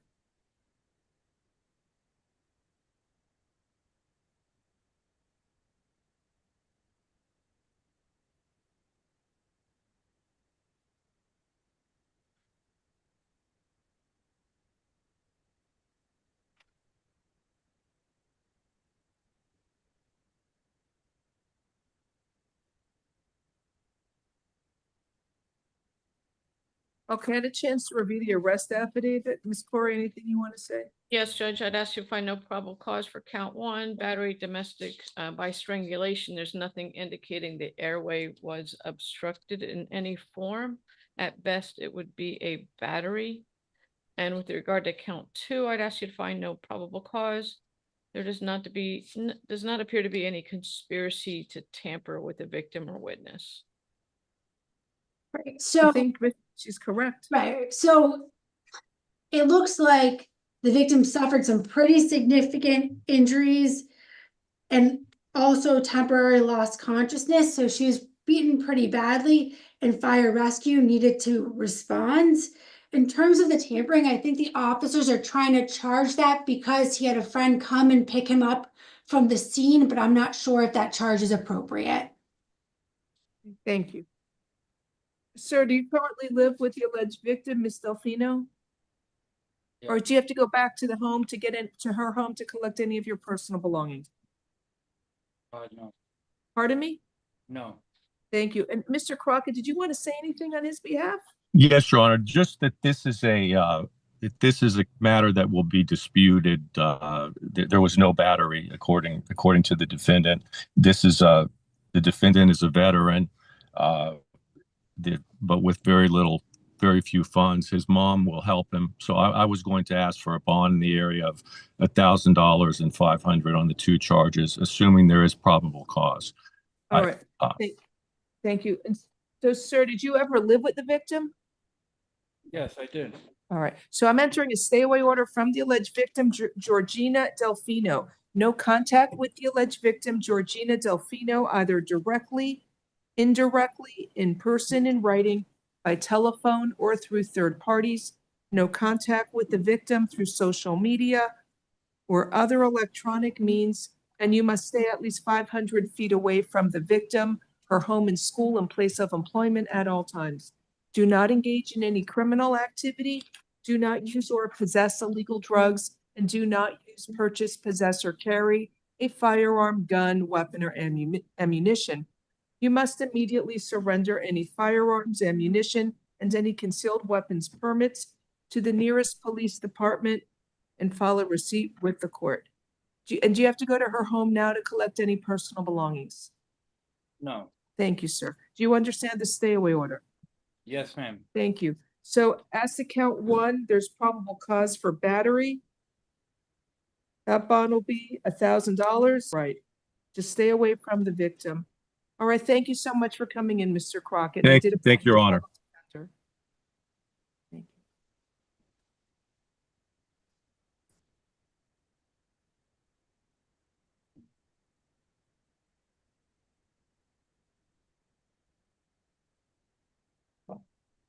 There's any more officers here? I thought I said another officer. I don't know what case you're here for. You gotta raise your hand so I can promote you.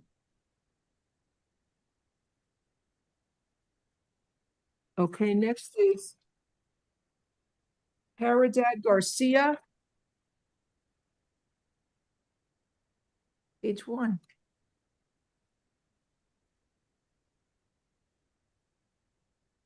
I need the Spanish interpreter, please. Good morning. Why not? Good morning, ma'am. You were arrested for petty theft, 2 or more convictions. I will appoint the public defender's office for you. Buenos días, señora. Usted fue arrestada por hurto de menor cuantía, 2 o más condenas. Voy a asignarle a los abogados de oficio para que la representen. So there is probable cause for the charges. Sí existe motivo fundado por los cargos.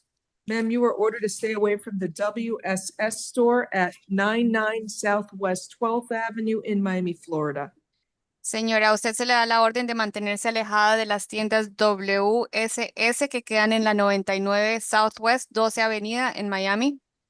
All right, so I'm setting a bond. She has an open petty theft case set for trial Would you consider the TAP program, Judge? Ms. Garcia is currently homeless and has no funds for a bond. Tiene un caso abierto que está para juicio, entonces le voy a fijar fianza. La abogada ha pedido si se puede tomar en consideración el programa TAP. Ella no tiene fondos para pagar una fianza. She has Y pages no of tiene caso. priors. I'm not giving her tab. She has pages of priors in an open petty theft case set for trial in October. $2,500 bond. Good day. No, le voy a fijar una fianza de $2,500. Ella tiene varios casos y tiene un caso abierto para juicio en octubre, entonces no se le da el programa TAP. La fianza es de $2,500. Que tenga buen día. Next case, Olga Castro, page 1.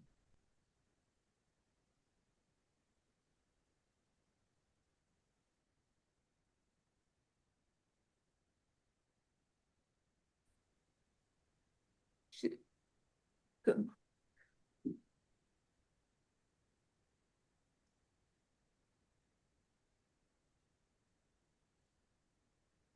Line them up, corrections. Don't you want to finish soon?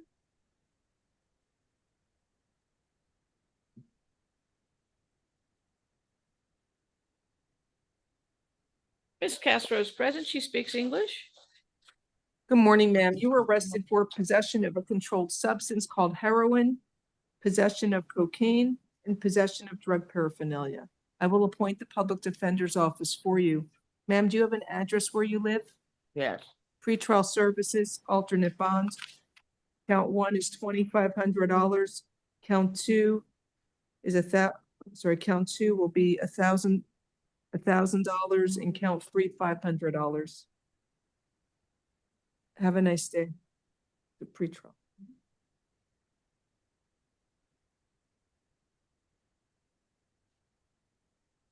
Next, Melody Weaver, page 2.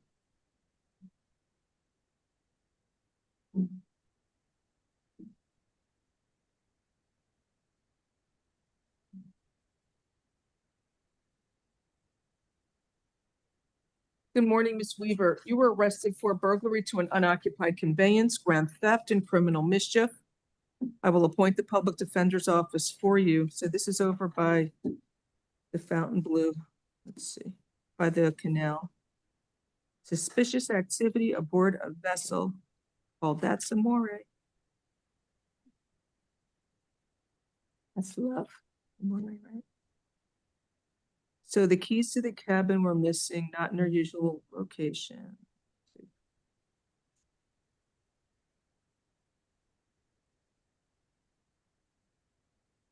So then at 1:30, 1:25, there's a female inside the cabin of the same vessel.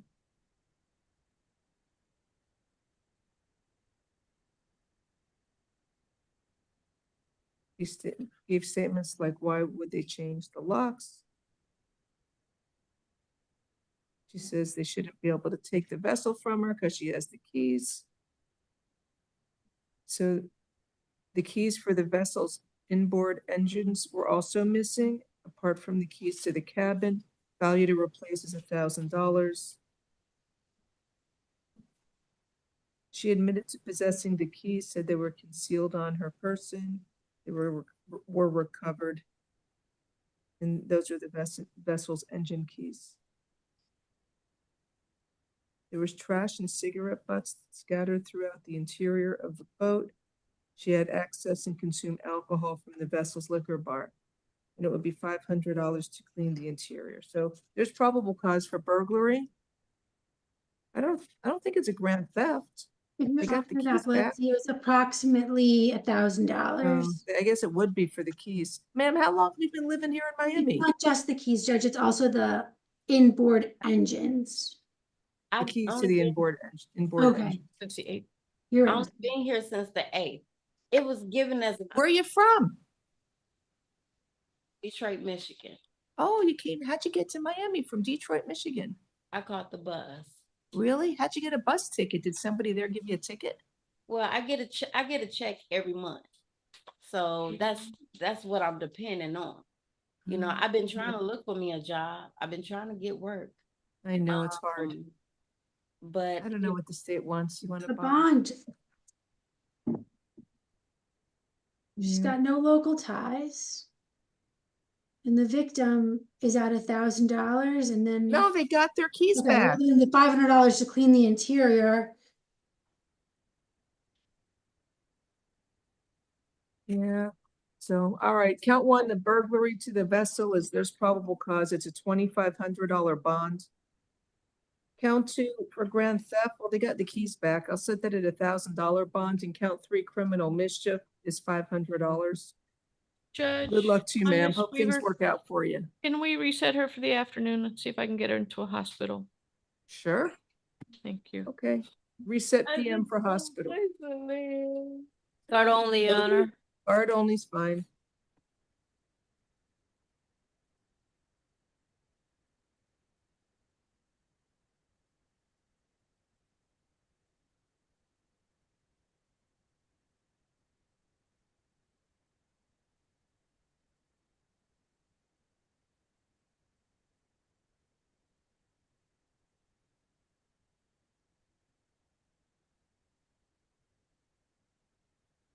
All right, next is Kimberly Caba. Bond out.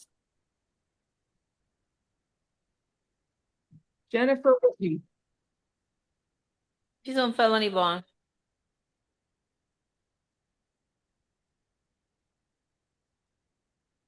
Hold for F25 15977.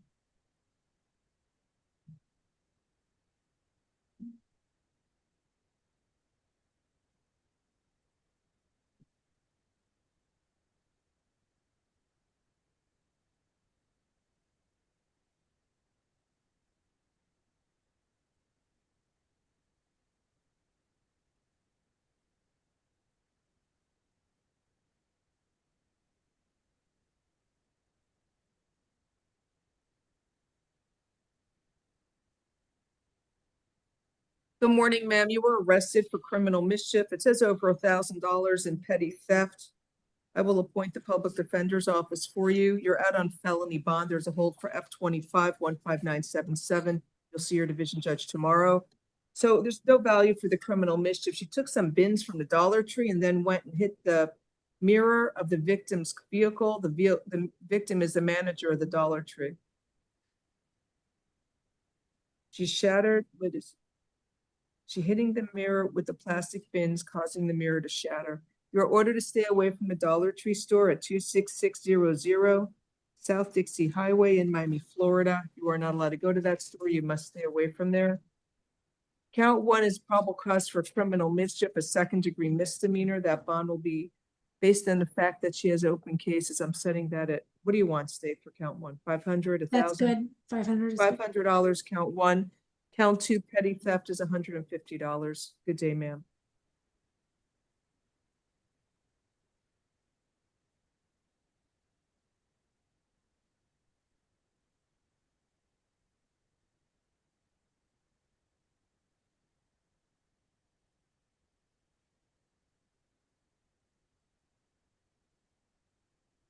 Next, we have Atalino Rincon.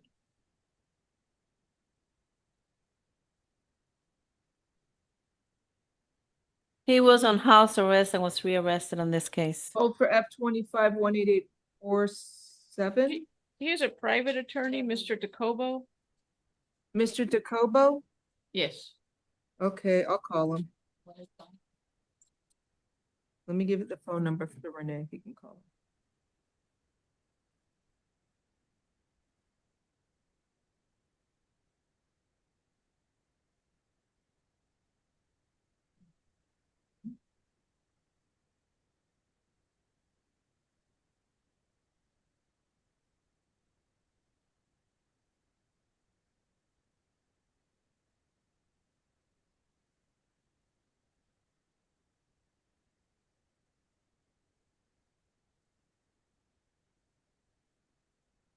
Okay, got his number here from the bar website. Could you be kind enough to call Mr. DeCobo, see if he wants to come to court? Sir, so just so you know, you got arrested for aggravated stalking and it's from September 9th through the 10th. And I'm going to pass your case for your lawyer, Mr. DeCobo, to come in. My bailiff is going to call him. So, and also you're out on felony bond. There should be a hold of 25 18847. So let me just sit tight for your attorney. Have a seat, please. Next is Brandon Davis. He has an AC, no bond. Page 5. Well, 4 and 5. Thank you. Hold for F259780.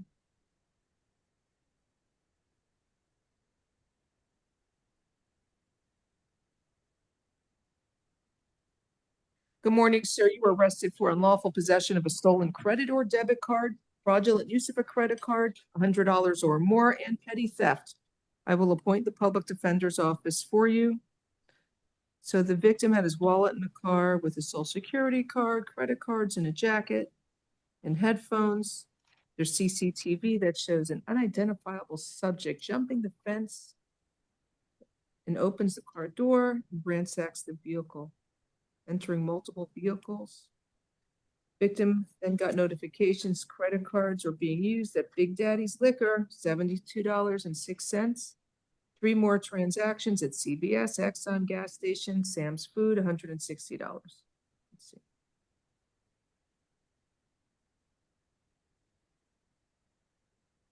They were able to acquire images of Mr. Davis fraudulently using the victim's credit cards.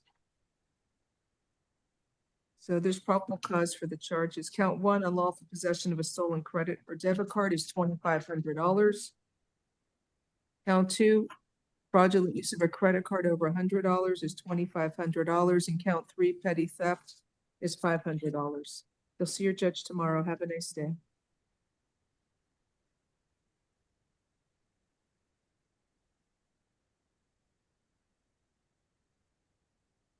Next, Alexander Burrell.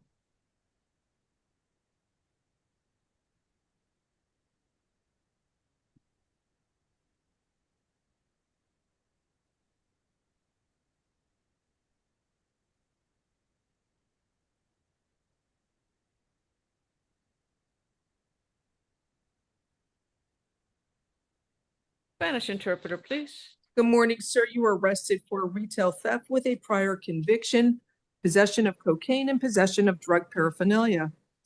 Buenos días, señor. Usted fue arrestado por hurto de menor cuantía con una condena anterior, tenencia de cocaína y tenencia de... Judge, the third charge? Possession of drug paraphernalia. Thank you. Y tenencia de artículos para el uso de drogas.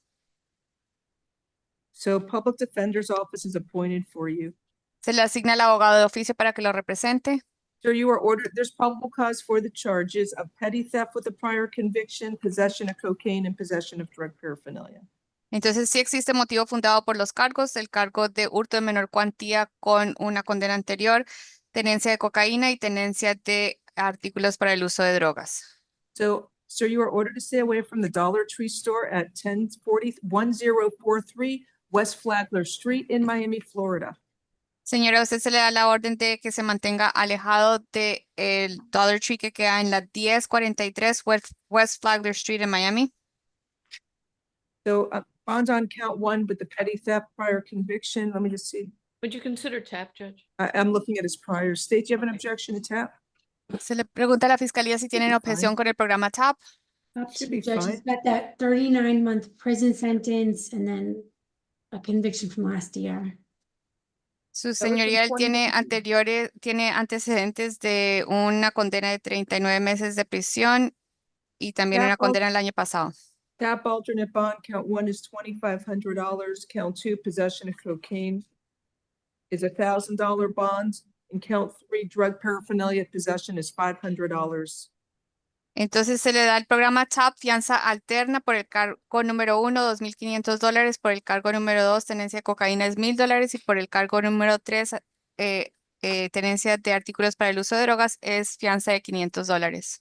And you have to go to court for your arraignment on October 17th at 9 a.m. courtroom 3-2. Have a nice day.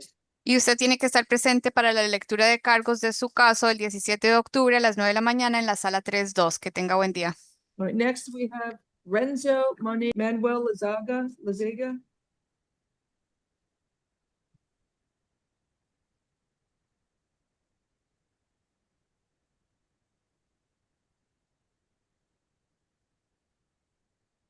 Any luck? Okay. Good morning, Mr. Lizega. You were arrested for criminal mischief over $1,000 and trespass to a structure or conveyance. I will appoint the public defender's office for you. So this is at 7-Eleven in Coral Gables. So he was being aggressive and insulting customers. That's what that call was for. So they go there and let's see.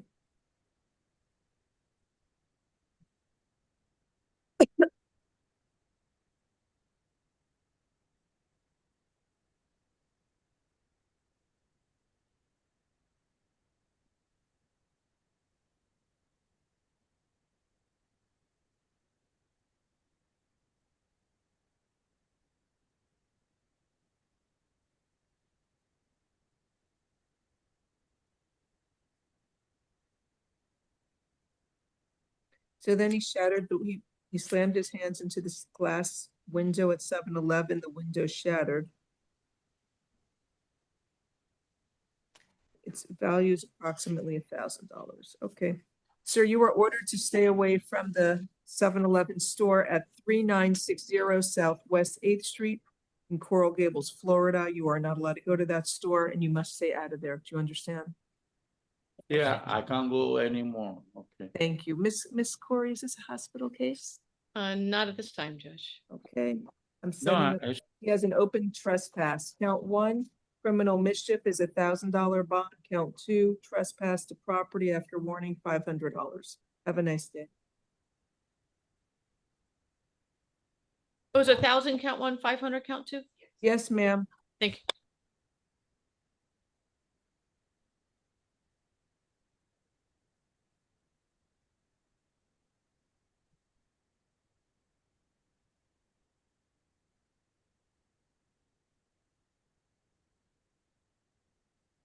Next is Carlos Morales, page 6.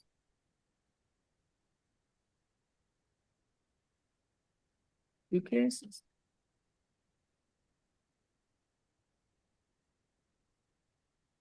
Mr. Morales is present. He speaks English. Good morning, sir. You have 2 cases. One of them is possession of cocaine. The other is aggravated stalking in violation of a court order.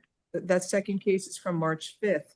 I will appoint the public defender's office for you.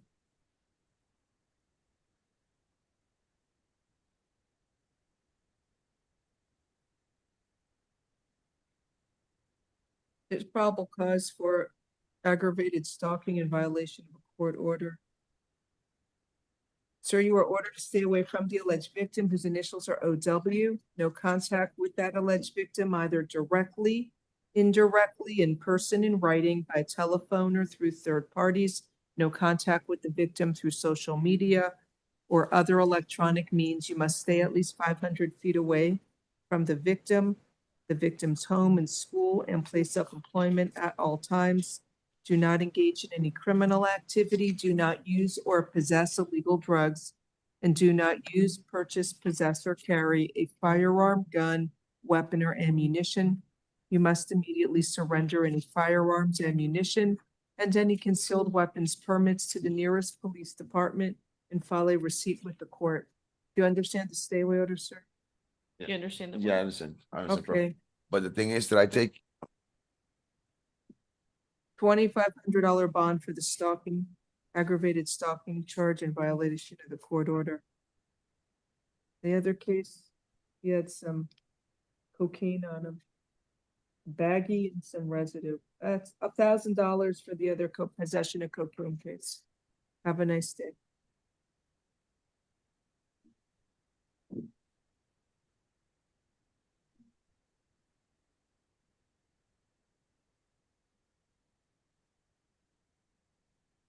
Next is Jamaris Payne, page 7.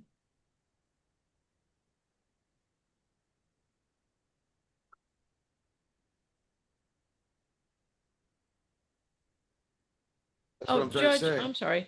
Mr. Morales's mom apparently lives next And I door work in the to the building. alleged victim, and he works at the I work in the building. property. He takes care of his mom who has, Problems with her leg, she can't walk, she's disabled.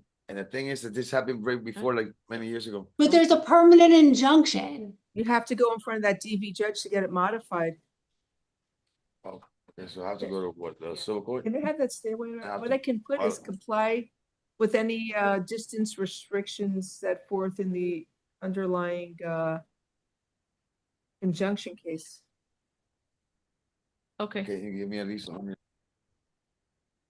So stay 500 feet away or a lesser amount if it's authorized by the injunction.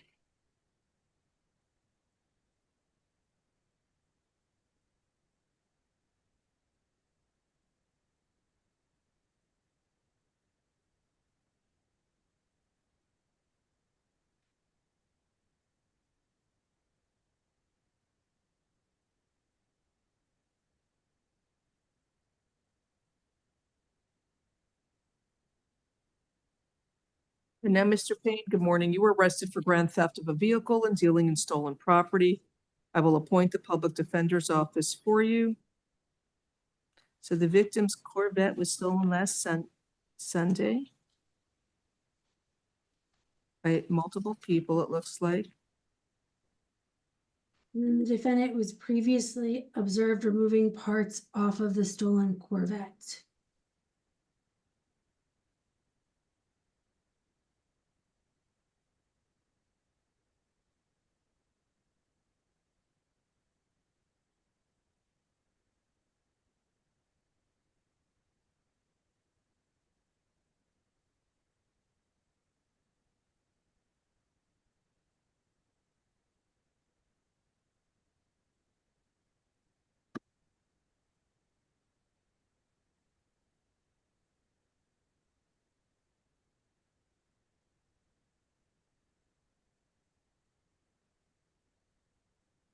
So there's probable cause for the charges. Count one is Judge, 2,500. He's What? accused of when the police look at the house, they're not saying that he was involved in taking the Corvette.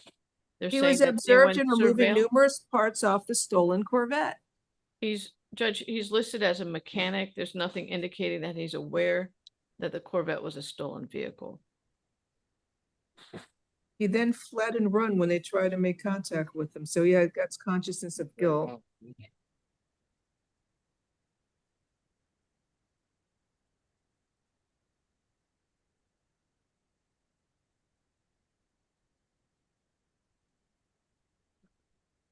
There's probable cause for the charges. 2,500 count one and $2,500 count two. Good day, sir. I lowered count two. Count two Judge, should be $5,000. Sorry. Would you consider a program for Mr. Payne, Judge? Absolutely not. 2,500 count one, $5,000 count two. I split one and two. Judge, there's nothing indicating any dealing in any property, Judge. They're just saying that he was removing parts. They don't indicate what part it was to the car. He's disassembling the vehicle. It's a stolen Corvette. And he's disassembling it and there's knowledge and it's stolen. Not sure how there's knowledge, Judge. Okay.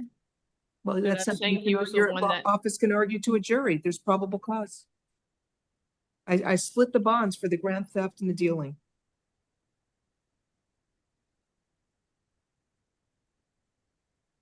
Maurice Anderson is next.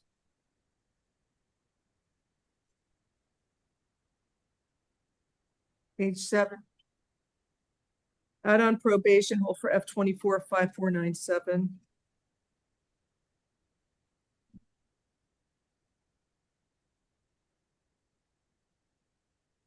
Good morning, sir. You were arrested for burglary to an unoccupied dwelling while wearing a mask and criminal mischief. It's from March 21st of this year. And a second case from yesterday, grand theft, possession of burglary tools and criminal mischief. I will appoint the public defender's office for you. You're also out on probation, hold for F24 5497. So let me review.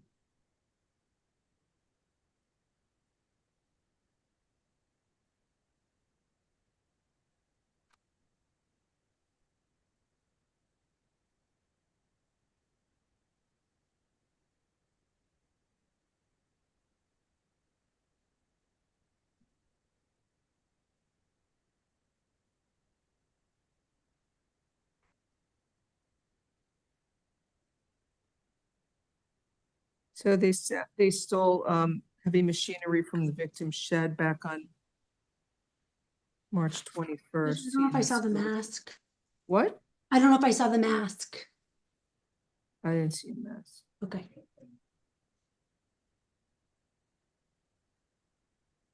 Yes, sir, you are ordered to stay away from the alleged victim, Julio Quintero Moreno. No contact with the alleged victim, either directly, indirectly, in person, in writing, by telephone, or through third parties. And you must stay at least 500 feet away from the victim's home, school, and place of employment at all times. Stay away from 1051 Calif Street in Opelika, Florida. Count 1, burglary to the unoccupied dwelling, will be $7,500 bond. There's no mask mentioned.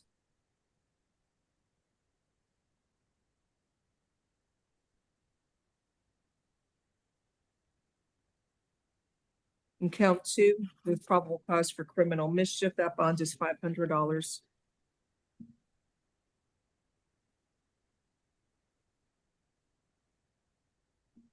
The next case is the grand theft. So let's see. Was on a stolen scooter? Is that what it is?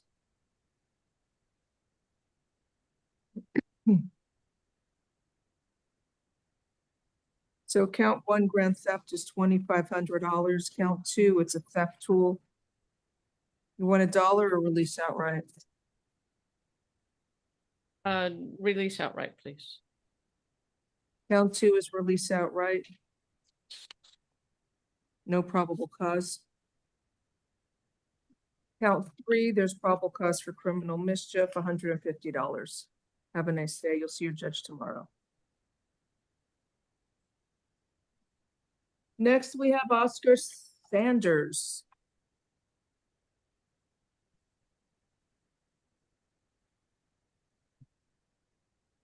AJ.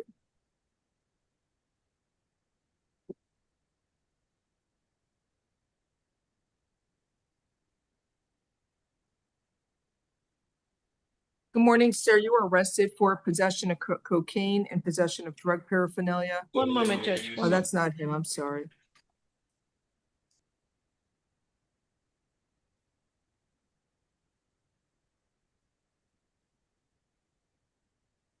Good morning, sir. You were arrested for possession of cocaine and possession of drug paraphernalia. I will appoint the public defender's office for you.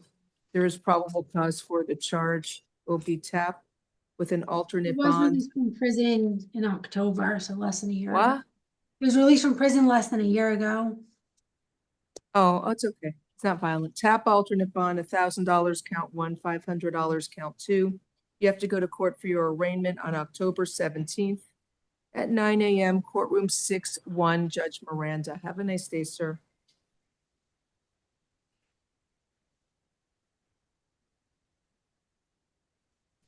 Next is, yes, Yensi Sid. Any luck with Mr. Jacobo? Miss Seth, are you able to try and reach Mr. Jacobo? I don't know. My bailiff called. I could send him an email.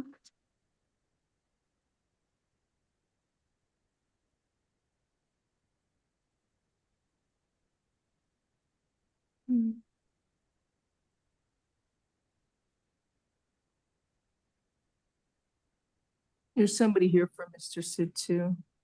I don't know if it's the victim is here. If she's still here, he or she, they can raise their hand and I'll promote him. There you are. She's there. Good. Hello. Hi, hello. Good morning, Mr. Sid. You were arrested for written threats to kill or do bodily injury. Does he speak English? Yes, Judge. Sir, this is a case from July 10th of 2025. I will appoint the public defender's office for you. The alleged victim is here. Good morning, ma'am. First of all, you can Yes, raise good your hand. morning. I'm the mother of his child. I want to say something. Are you the alleged victim? Yes, I am. So good. Raise your right hand to be sworn.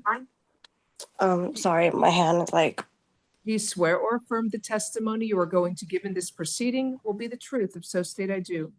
I do. You. What is your name, please? Martha Espinoza. Are you afraid of Mr. Sid? Yes. You want a stay away order? Yes. Thank you. State any questions for Ms. Espinosa? I also wanted to say something No. else. This is a courtroom. We ask the questions, okay? Okay. All right.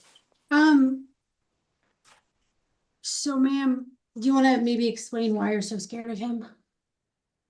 I'm He giving her a stay away order. What else do I need to know? I mean, I think perhaps a bond plus house arrest could be appropriate with some more context. Okay. So ma'am, you can continue. he threatened to kill everyone in the home where his son lives, where our son lives. So my son is also a victim in this. Not just me. It's everyone in the house. Has there been prior domestic violence between the two of you? Yes.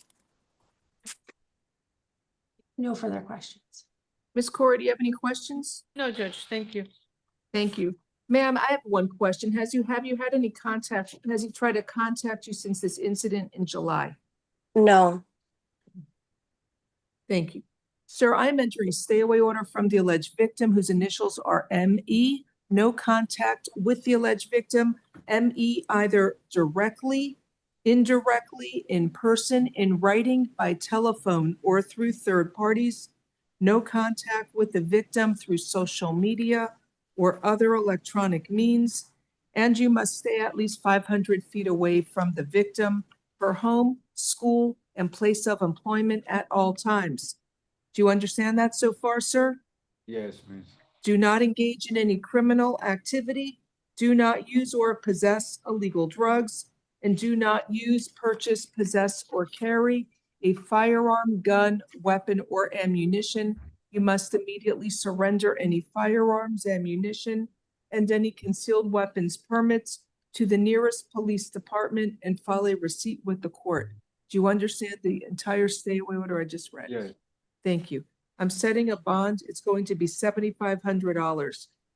Thank you for coming in, ma'am. If you have any other questions, you can reach out to the state attorney's office and speak to the victim witness coordinator. Thank you.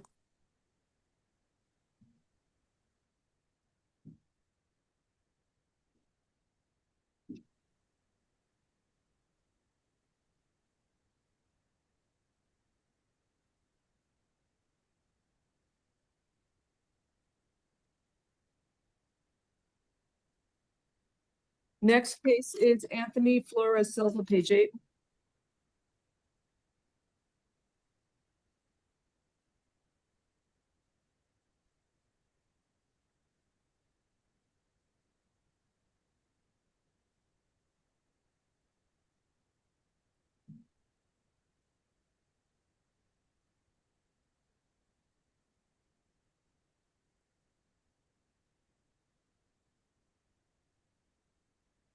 Mr. Good Flores, morning, so- sir. You were Good morning. arrested. What? Good morning. You were arrested for unlawful possession of 5 or more identifications, possession of cocaine, possession of drug paraphernalia, and prohibited drinking in public. I will appoint the public defender's office for you. There's probable cause for all the charges. State, what are you seeking here? Up to you about TAP, but I think TAP? up to you, Judge. Is he eligible for free trial? TAP alternate bond. He's a Sigma 150. TAP alternate bond, count 1, unlawful possession of the identifications is $2,500. Count 2, possession of cocaine. It's $1,000. It was residue. Count 3, possession of drug paraphernalia is $500, and count 4, prohibited drinking in public. That will be $1. You have an address where you live, sir? Yes, I do, ma'am. Thank you. Make sure to keep all future court dates. Have a nice day. Thank you. Next case is Rodel Garcia. Page 9.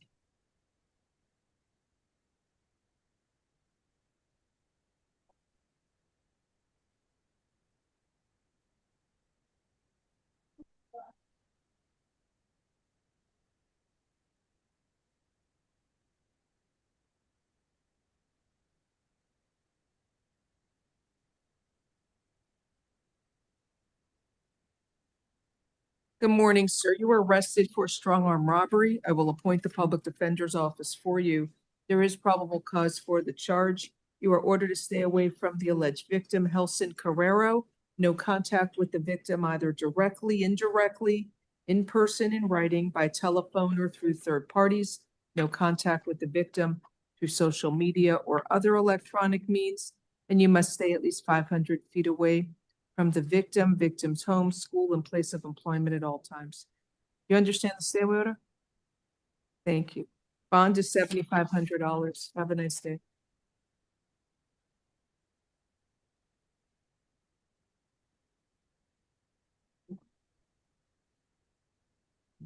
Next case, Juan Martinez, page 9.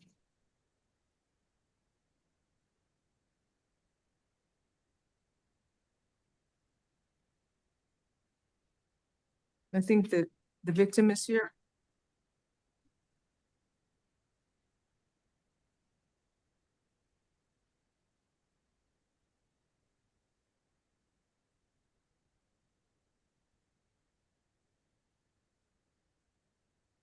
Did somebody promote the victim before I had a chance to? Morning.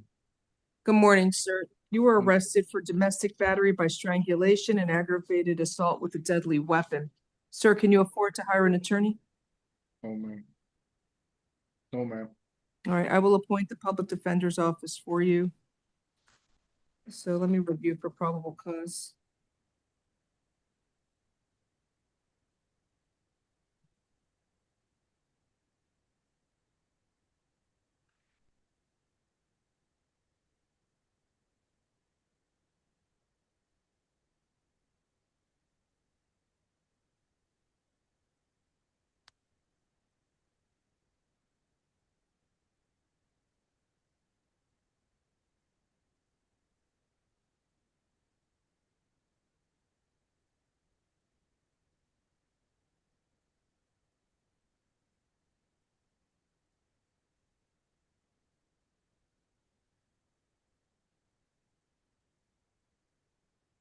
All right, is the victim here? Does she wish to be heard?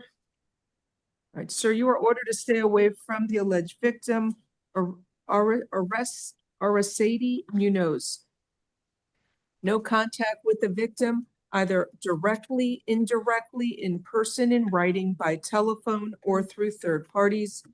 No contact with the victim through social media or other electronic means, and you must stay at least 500 feet away from the victim, her home and school, and place of employment at all times.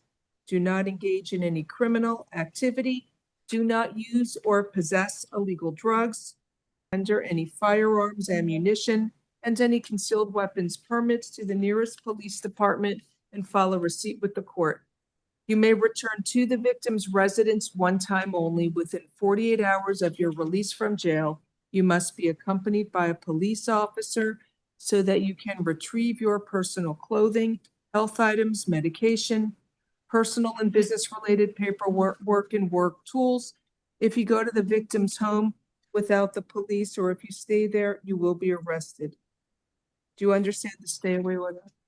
Yes, ma'am. Thank you. So I don't know, the victim's here. Yes, I'm here. Do you want to say anything or no? Yes, ma'am. Yes, Oh, you're. well, I can't see you, so put on your video so I can see you and raise your right hand to be sworn. Give me a second.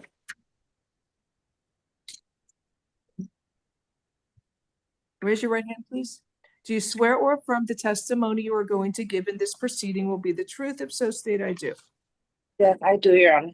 Okay, what is your name? Oriceli Munoz. Okay, you can put your hand down. I entered a stay away order. Is there something else you want to tell us?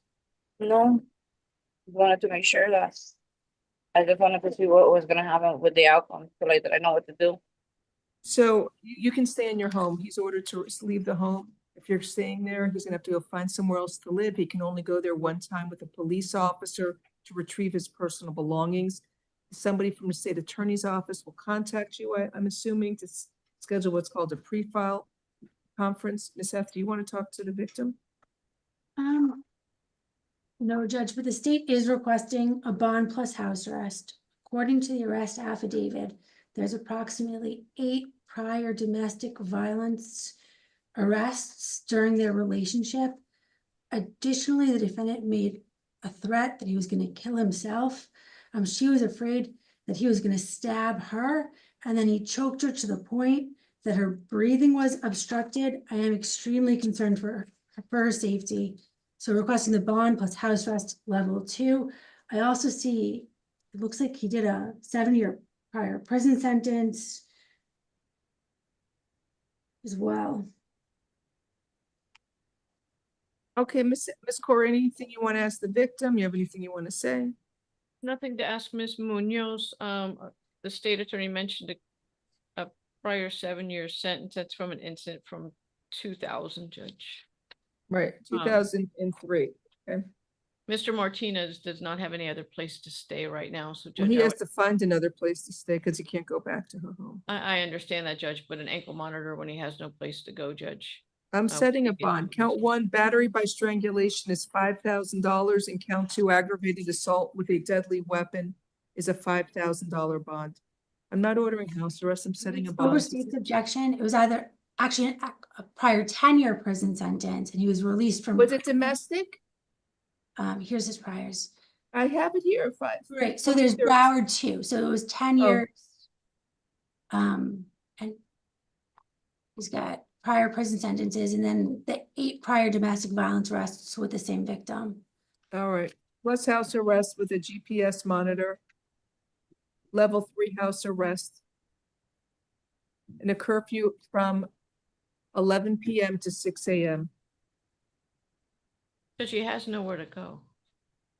So now Well, then you'll have to be able to revisit get it out with the division tantamount to no judge. bond, It's Judge. Judge Gonzalez Marquez. I would just ask you not to institute something that's an impossibility for him. I'm afraid I feel the state is correct. There should be a house arrest restriction. If he has nowhere to go, then they can revisit it with Judge Gonzalez Marquez. Judge, I'm objecting. It's tantamount to no bond for him. Thank you. Next is James. Thank you, ma'am, for coming in. Good day. James Oliphant on page 10. Bond out. No, or no? Is he here? Did he He's bond here, out? Your Honor. The one that bonded out was Ortiz Fernandez. I'm sorry. Oliphant is here. Oliphant is here. Pardon me. Okay.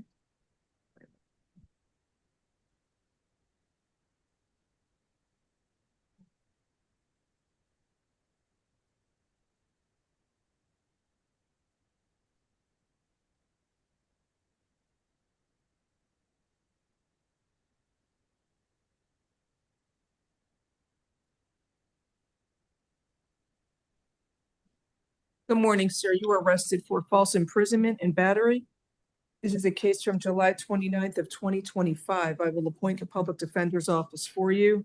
Looks like the victim is here. Hello, raise your right hand to be sworn. You got to unmute. Mute first and raise the right hand. Your other hand, please. Sorry. Good morning. Do you swear Good or affirm morning. the testimony you are going to give in this proceeding will be the truth? If so, state I do. I do. Thank you. Please tell me your name. Alexis Gilbert. Are you afraid of James Oliphant? No. Do you want the court to order Mr. Oliphant to stay away from you? No. Do you understand the court cannot protect you against any future violence from him without a stay away order? I know. Okay. State any questions? No questions. Ms. Corey, any questions? No, Judge, thank you. All right. So, sir, I'm going to enter a modified stay away order from the alleged victim, Alexis Gilbert. You are allowed to have contact with the alleged victim, Ms. Gilbert. You are prohibited from being physically threatening or violent towards her in any manner whatsoever. Do not engage in any criminal activity. Do not use or possess illegal drugs, and do not use, purchase, possess, or carry a firearm, gun, weapon, or ammunition. You must immediately surrender any firearms, ammunition, and any concealed weapons permits to the nearest police department and file a receipt with the court. Do you understand this modified stay away order, sir? Yes, ma'am. I have a Thank you. question. Yes, ma'am. We stay in the same home together. Will he be able You to? can live together, no problem. Okay. They Judge, stay in- the That's defendant, fine. He's on probation. He's on probation from Actually, you know what? what? I don't think he is. It looks like it's a different date of birth. I'm not sure. I don't think that's, I don't know. Looks Wait. like. I don't know. It's eligible for Cousin, that's not me. That's Alex. Oh, okay. Pretrial services alternate bond, count 1 will be $1,500 and count 2 is $1,000. And Judge, on the order, can you indicate they're allowed to live together? They are allowed to live together. Thank you. Thank you. Okay, thank you. Have a good day. Thank you for coming in. You too.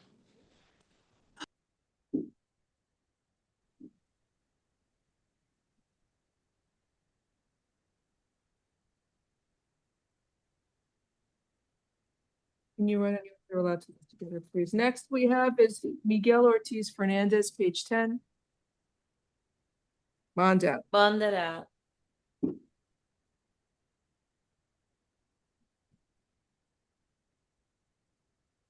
Ronell Stevens, page 11. He was on house arrest and was rearrested on this case. So this And takes he you was plus on close house arrest. Hold for F24 19997.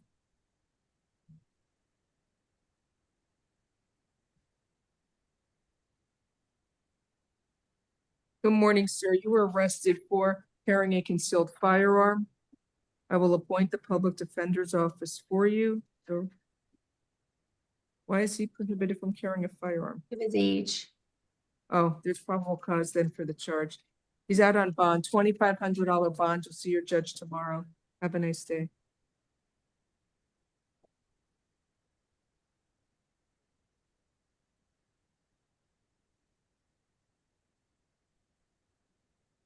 Next is Robert Saavedra. Page 12.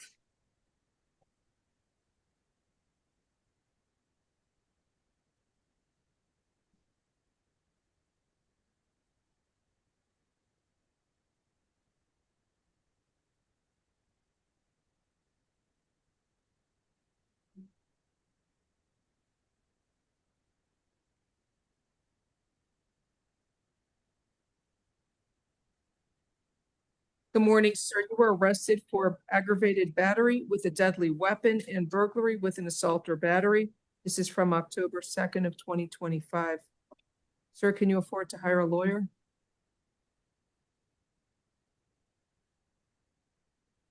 He doesn't think so, Judge. I will appoint the public defender's office for you. Requesting that the defendant be held without bond pending an Arthur hearing. Very violent.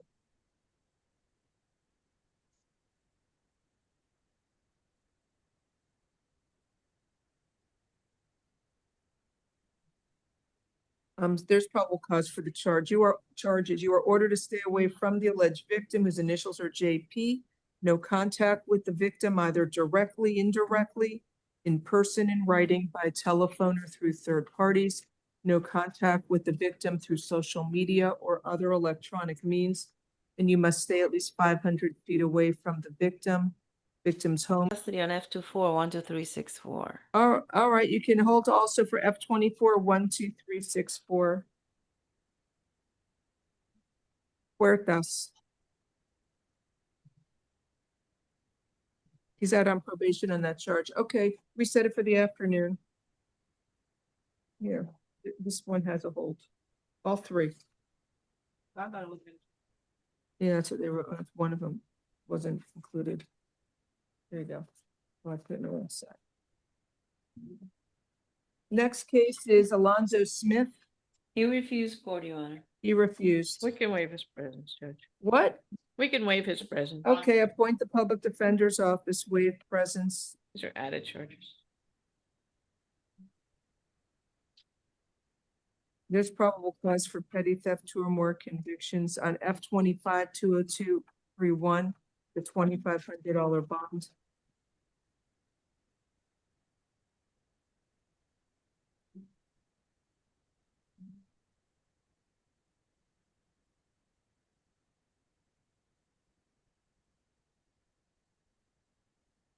F25 20230, petty theft, 2 or more convictions.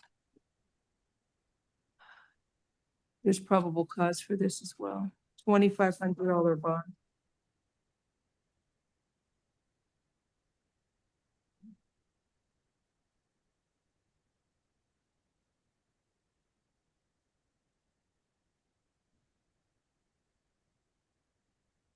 F25 20229 from May.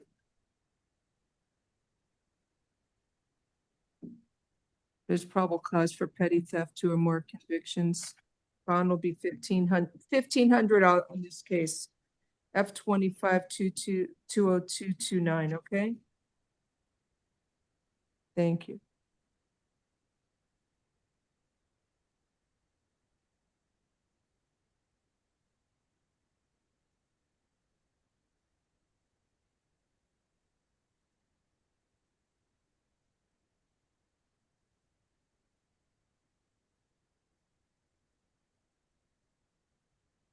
All right, I don't see Mr. DeCobo. Come on down, Mr. I'm sorry, this is Mr. Rincon. Mr. DeCobo did not respond. If you want, I can reset it for the afternoon and hopefully he'll come to court in the afternoon. You want me to do that? Yes. Just Your give me a Honor. moment to review for probable cause.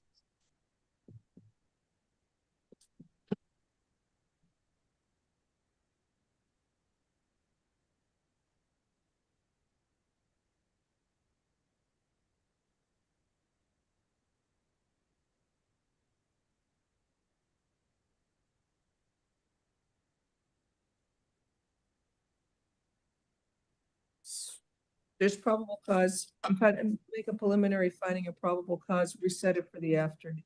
Also, sir, while you're here, since I'll do it now. You are ordered to stay away from the alleged victims, K and LR. No contact with those alleged victims, either directly, indirectly, in person, in writing, by telephone, or through third parties. No contact with the victims through social media or other electronic means.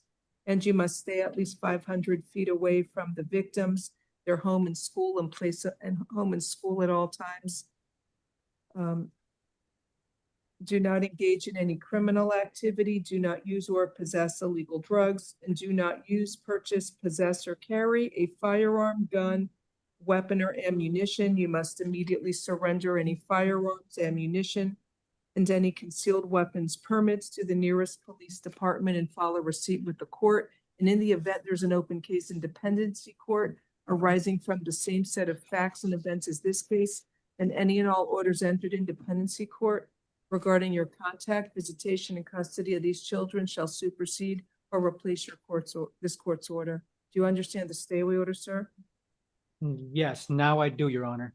Okay, so anyway, I can reset it for the afternoon for your attorney. All right. Yes, On a thank you, hold, Your Your Honor, on F25188847. Yeah, he should have a hold for F25188847.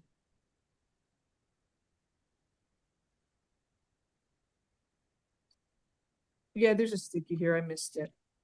Okay, so we'll reset it in the afternoon for private attorney. And if you can try and reach him, go right ahead. Have a good day. Thank you, Your Honor. That concludes our morning calendar. We'll see everybody at what, 1:30? Judge. Okay, thank you. Thank you. Thank you. Your Honor. Recording stopped.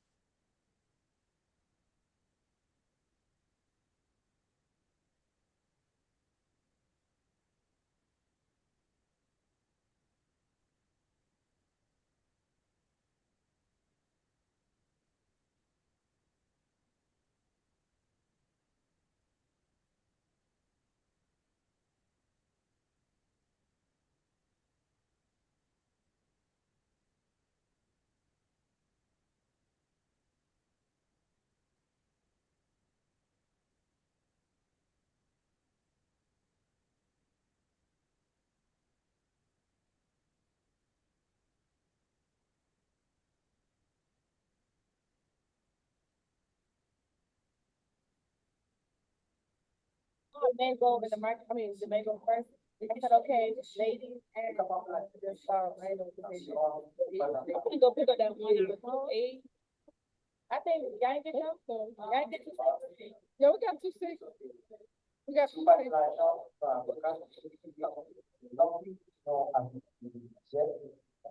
Only 1 and 2 8.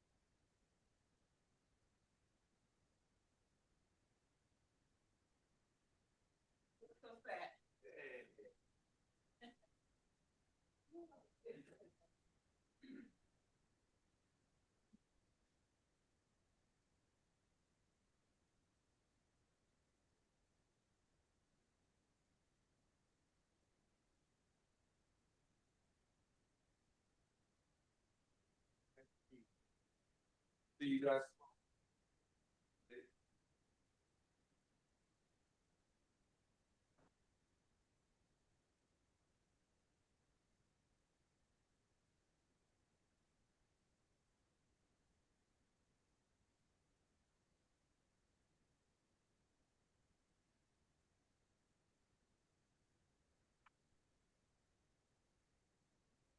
We're ready to start court.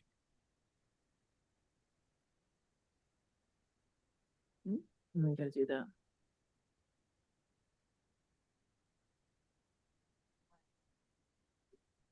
Ready to go. Let's rock and roll.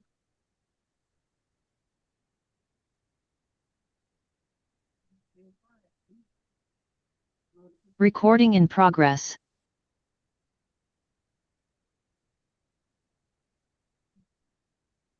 Good afternoon. Good afternoon, everyone. Welcome to Felony First Appearance Hearings. I am Judge Mindy GLAZER. I will be presiding today. The video for first appearance hearings has been played to all defendants. I need everyone to please stand up, raise your right hand to be sworn in by our clerk. Pónganse de pie, suban la mano derecha. Pónganse de pie, suban la mano derecha. Do you swear affirm and testimony about to give you the truth, the whole truth, and nothing but the truth, say I do? ¿Juran o afirman decir la verdad, toda la verdad? Digan que sí o que afirman. Digan que sí o que afirman. I can't hear you corrections. No se escucha. All ¿Sí right, o no? thank you. Please be seated. Madam Interpreter, have you been sworn in today? Yes, ma'am. Thank you. You're still under oath. Just state your name, please. Thank you. Jacqueline Golgers for the record. Good afternoon, Your Honor. Good To, afternoon. your If staff. there is anybody here for a case on Zoom, please type the defendant's name in the chat room. Si hay alguien que está presente en Zoom, por favor, pongan el nombre del acusado en el chat, por favor. So we're going to get started. Can the attorneys announce? Please state. Nessa F on behalf of the state. Good afternoon. Rebecca Corey, Assistant Public Defender. Good afternoon. Good afternoon. I'm going to call the ladies before the private attorney. I'll be with Mr. DeCobo third. So I need Mr. Rincon brought in after the ladies. Junette Infante Madruga, page 1. Present. Good afternoon, ma'am. You were arrested for possession of cocaine. I will appoint the public defender's office for you. Get a dollar bill with some powder cocaine. She says it's used for witchcraft, but it's not hers. Okay. I guess there's probable cause. What is she out on bond? Probation. For probation Is violation. it probation warrants? Oh, I gotta hold you. I don't have a sticky. So I guess She already has a hold, Your Honor. how Judge could Spa- you have a hold? I'm with sorry, just- Judge. Spanish interpreter. He's already. What? Spanish interpreter, Judge. I'm Okay, sorry. we'll try it Sí, again in esto no, I Spanish. did it. Señora Janet Infante Madruga, le han puesto un cargo por posesión de cocaína. Le voy a nombrar un abogado de oficio para que lo represente. Usted tenía un billete de $1 enroscado, enrollado con el polvo y dice que se usaba para brujería, pero dice que no era de ella.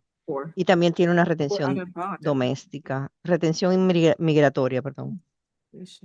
Anyway, so ma'am, I think you got it. There's a hold for you to see the judge tomorrow with your 4 open cases. I guess is it probation? It's Probation. Tiene 4 casos abiertos. Mañana se va a presentar frente al juez por I'll set her bond probatoria. at $1,000. Have a nice day. Una fianza de $1,000. Que tenga buen día. She has a felony hold or immigration? Felony hold. Probation. No es mi, It's no a es probation. es Felony delito mayor, no de migración, ¿ok? La retención es de delito mayor, no de migración. Okay, next case is Melody Weaver. Does any chance she has hospital benefits?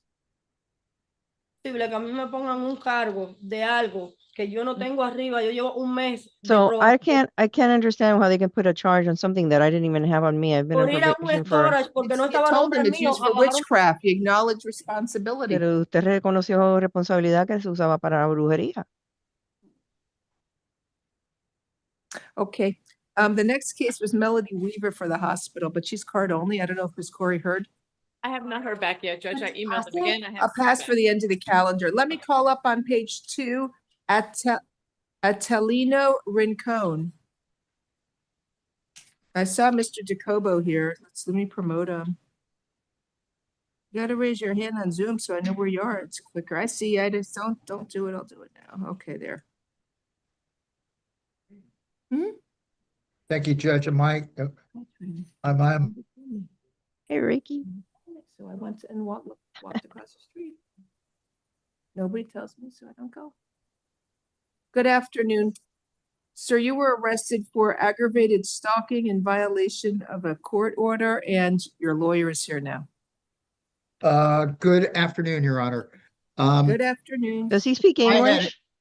He speaks English. Okay, fine. great. Thanks. Thanks. I have So I not already seen read the the stay away orders this morning. It's an incident from September 9th where he sent multiple texts to his son. And on September 15th, his sister tried to give a gift, I guess, to his daughter. And it violated a stay away order that was in place, a no contact order. Well, that's not, isn't that a allegedly contemptuous behavior? I mean, under what statute is the state traveling? I'm a little bit confused because there's no imaging on the website. So I don't see an aggravated stalking, but I do see a possible contempt proceeding either on the civil injunction and or on the criminal stay away order. By the way, I have to throw this in. This is no way, the original case by no means, by no stretch of the imagination is a robbery by sudden snatching. It's a battery, granted, but not a robbery by sudden snatching. This is clearly a misdemeanor, but the state hasn't made filing decision yet. But what he basically did was my client, by the way, is a two-tour Vietnam vet. I'm showing my age for gosh sakes. Two-tour Afghanistan combat vet, 3 tours in total, 2 combat tours. He's on disability from the VA. He receives a pension and his disability from the VA. He's in the middle of a divorce with this lady. He has 3 children. He's a fantastic father. The only text that I know of was a text his son texted him telling him that he won a soccer game because apparently both of his boys are really good soccer players and he's deeply involved in their team and their organization. So, I mean, I understand that we got to go by the rules here, but I'm a little, I guess my ire is getting up a little bit Mr. because DeColo, this excuse is me. nonsense. I got it, but in here it says, line 13 of the injunction states the following: contact with the minor children, unless otherwise provided in paragraph 14 below, the respondent shall have no contact with the party's children until further court order. So Right. Well, it's a family actually, court case. right. Okay. But where's the stalking come in? So it's Under what statute is this stalking is my question. It's violation of a court order. Okay. Isn't that a misdemeanor? So he's charged with a felony because he's contacting the victim. He's not charged with a felony as of yet. Wait, No, he they was arrested him for a felony. Yes. So he was arrested for a felony for repeatedly contacting the victim after a court order was issued. Okay, that's the new felony you're talking about. Right, Okay. that's what this case is. So he sent Gotcha. multiple, I guess, third-party contacts, multiple text messages. Had He the sent them or they sisters were gone sent to to- the house. You got to hold to see the judge tomorrow. First Okay, open- can we keep open the probable cause finding on this case? No, on I'm the new finding case? probable cause. It's violation, what, of a court order, an injunction? But that's not aggravated stalking. It's simply not aggravated stalking. Miss And F, is it a misdemeanor? No, it's a felony. So stalking is, a course of conduct. He's repeatedly contacting her. And there's a stay away order in place. That's what makes it the felony, the stay away order that was in place. Stay away order or the civil injunction? I think it's a stay away order. No, that could It's a not be stay a new away crime. order from family court. Well, that's a different ballgame, but that's the civil injunction order is what you're saying. And the injunction is a little bit unclear because it doesn't clearly say the children, but nevertheless, the intent there is that he not contact the children. I get it. It doesn't use that exact phrase. I'll use that as an argument down the road. But just simply state to me what the statute that the government is traveling They under as wrote far as the new charge. 784.048, paragraph 4. Okay, 784.0. 48, Uh-huh. paragraph 4. Do you mind if I look at the jury instructions and circle back? Do it now. I'll wait. Thank you. You're usually such a pleasure when you're here. Now you're very argumentative, but it's okay. I'm sorry about this. Maybe I'm too personally Can't get involved. personally involved. in I'm these too things. personally involved. I get it. Then you lose your, I lose my what can I say? objectivity. You lose your edge. Yeah. Let me look at Right. the statute as well. We can Maybe I always. had too much coffee. I don't know. So defendant did unlawfully and feloniously commit aggravated stalking by knowingly, willfully, maliciously, and repeatedly following, harassing, or cyber stalking after the entry against the defendant of an injunction. I'll take a look. Okay.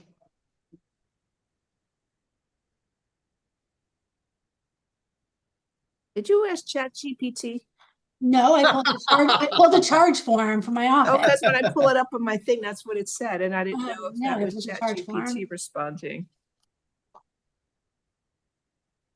You know, I will confess, I do use the LexisNexis AI feature. I don't use the citations, however. It's like having an associate. But I would never actually use exactly what they say.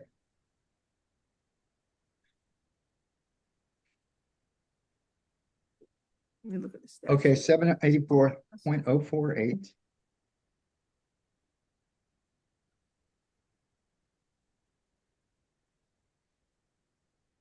So here it is, Judge. I'll show you the statute. I see. I got the statute. I'm reading it. Yeah, it's right here. Yeah, it's a third-degree felony. A person who, after, I guess, any court-imposed prohibition of conduct, willfully, knowingly, maliciously, repeatedly follows, harasses, or cyber stalks. Right, but So, get can I it? can I set a bond? There's probable cause. Argue before Judge Delancey regarding the hold. What do you want me to do? $1,000 is fine. It doesn't seem like it was violent, the contact. $1,000, right? You can't contact. I just, look, I don't know what's going on in family court. right. They're I'm not always- prepared. Right, I'm not prepared to Well, make the argument intelligently. I will, because I had no idea that he had a new charge. I thought that this was simply a violation of the stay away order and it would go back to Judge Delancey. So Now, no, it could also be a contempt proceeding in family court, but here he has, because he's out on felony bond, he has a hold. But, Right. but sir, just so you know, I know you want to see your kids, and I don't know what's going on in a family court case. You got to rely on, the judges there rely on the evidence presented before them. They're not always right. They do the best they can. And if they've made a mistake and you're entitled in the long run to make up time sharing, I'm sure you'll get that. But right now we have to follow the laws. And so, like I told you earlier, if there's an open case in dependency court, or if it's transferred to unified family court, that judge, if they decide you can have contact with your children, it will not be a violation of this court's stay away order, because I read the stay away order to him earlier from the 2 kids. Okay, and he said, right, Judge, but he can't, what does he do when they text him? do not respond, because Okay. that would be a violation of a stay away order. Right, and what if he didn't Hopefully, know? you know what? You really need to have a guardian ad litem appointed in the family court and ask that judge to modify the stay away order for maybe supervised contact or therapeutic visitation. Okay, in this case, it's $1,000 bond. Good luck to you, sir. You have a good lawyer. Listen to what And he we're on tells you. we're on for tomorrow, Your Honor, in front of Judge It's Delancey. tomorrow before Judge Delancey, and she'll decide if he's going to be held or not. Exactly. Okay, Thank both cases then. Thank you. Thank you very much. I'm sorry for my contumacious behavior. This is you know what? You don't see this every day. I know you do the murders and thefts. You're not used to the DV batters. There you go. Thank you, Judge. I Take appreciate care. it. All right, bye. Next, James Jones. Page 2.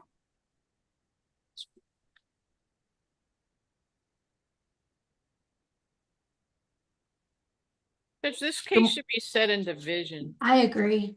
Off camera. Okay. Both cases? Just one, There's no? only one judge. A misdemeanor that's not before Your Honor.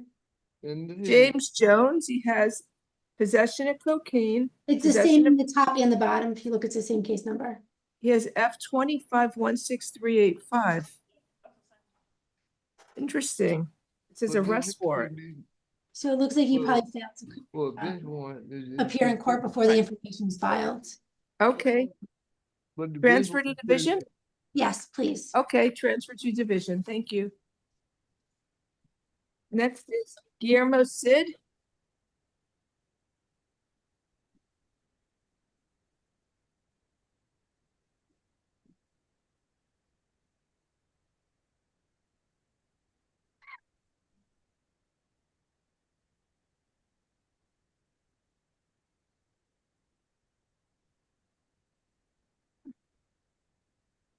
No.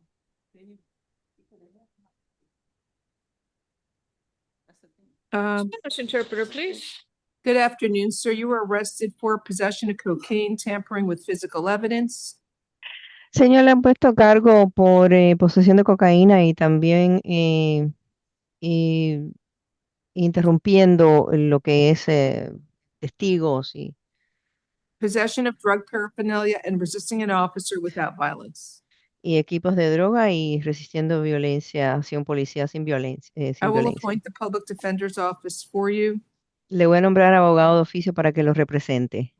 There's probable cause for the charge. How long have you lived in Miami? 5 years, manipulando testigos o pruebas es la All otro right. cargo. Pretrial services, alternate bond, count 1 is $1,000, count 2 is $1,000, count 3 is $500, Count 3. count 1 is 1,000, count 2 is 1,000, count 3 is $500, count 4 is $500. Thank you. So, el primer cargo $1,000, segundo cargo $1,000, el tercero 500 y el cuarto 500. Have a nice Thank you. day. Next. Signal.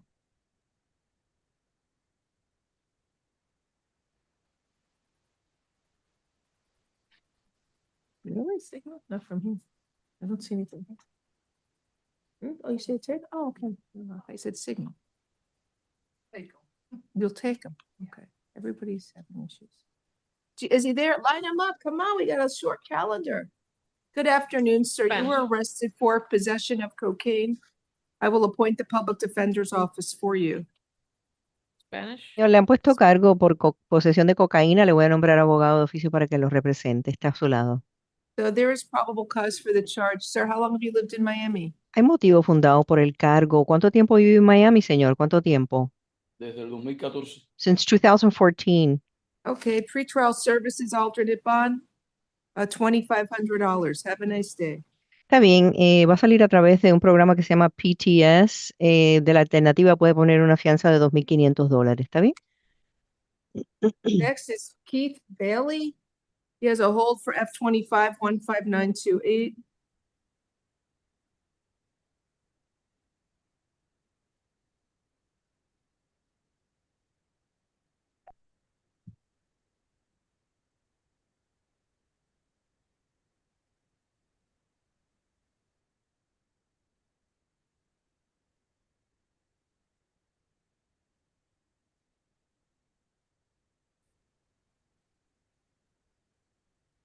Good afternoon, Mr. Bailey. You were arrested for possession of cocaine and attempted tampering with physical evidence. I will appoint the public defender's office for you.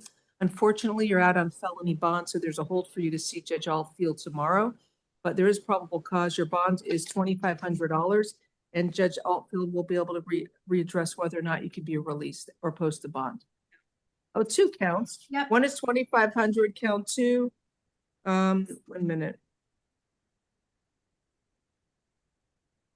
Count 2, I'll set it at $1. We've got other issues. Have a nice day. There's probable cause for both counts. Next is Alexander Obregon, page 3. Can we pass him, Your Honor? He's over at jail arraignment. Yes, And there's a ma'am. detective present on the Page 4. Eva LaRue or LaRue.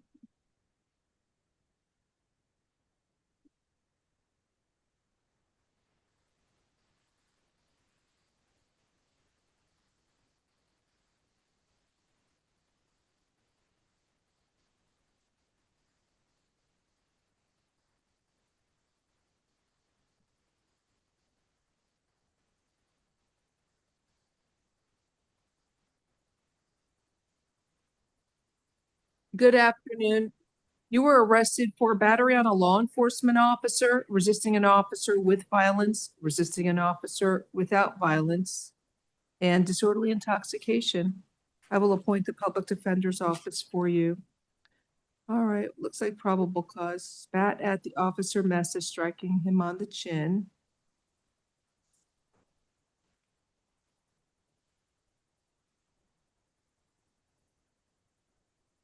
So there's probable cause for count 1, count 2, count 3, and count 4. Judge, count two's charges with a firearm. Oh, there's no fire, it's resisting with violence, excuse me.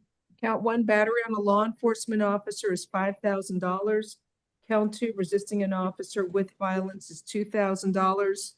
Count 3, resisting an officer without violence is $500. Count 4, disorderly intoxication. It said you were high on mushrooms and being really loud. So there's probable cause for that. $150 bond. Have a nice day.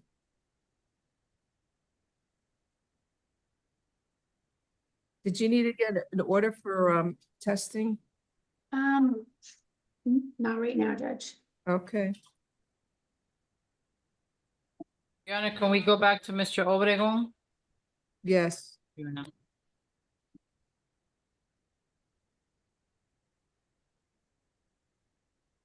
Good morning. You were arrested for, do you need a Spanish interpreter? English is good, right? English is fine. Fine. You were arrested for possession of a firearm, weapon, or ammunition by a convicted felon, possession of crack cocaine with a firearm, possession of cocaine, possession of a weapon while committing an offense, violation of carrying a concealed weapon or firearm license, and I will appoint the public defender's office for you. So it's traffic stop, Delta stop.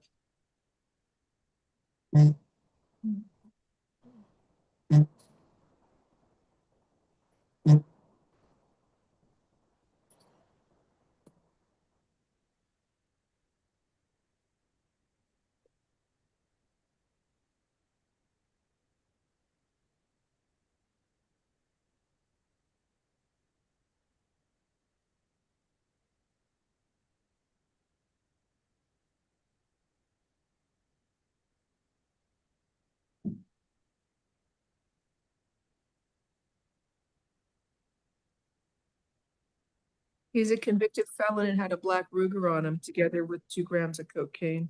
So he was released from prison December 1st.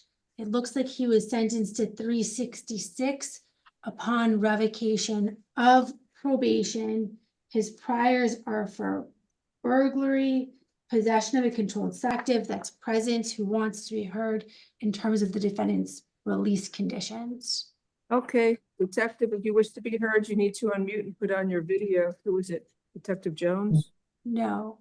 Oh, hello, detective, raise your right hand to be sworn. Do you swear or affirm the testimony you are going to give in this proceeding will be the truth? If so, state I do. I do. Thank you. You can put your hands out. Please tell us your name. Good afternoon. My name is Detective Christian Camarena. Thank you. Go ahead, state. All right, detective, what did you want to advise the judge? If Your Honor could find feasible, we would request that the defendant be given some sort of bond condition with GPS monitoring, as in the defendant has an active criminal investigation in reference to an attempted murder. And we believe that the defendant is an extreme flight risk, as he has no ties to Miami other than just being born here. We suspect that if he does get a chance, he will flee the jurisdiction. Okay, any questions? Questions, Ms. F? No questions. Miss Corey, any questions? No, Judge, I'll be invoking Mr. Obregon's right to counsel and his right to remain silent because he went through a stop sign, apparently, Judge, and then they patted him down. So it appears that there was not enough information, Judge, last night to file any charges against him because they would have added those charges to him at this point. So, Judge, if he is charged in the future with any crime, then they could certainly address that with your honor, but it appears as of his arrest last night, there was insufficient information to arrest him for anything additional than what they had. That's true. That's why we have these charges now. He's also out, has an open case pending trial for resisting an officer without violence. That was And he was also, released. What?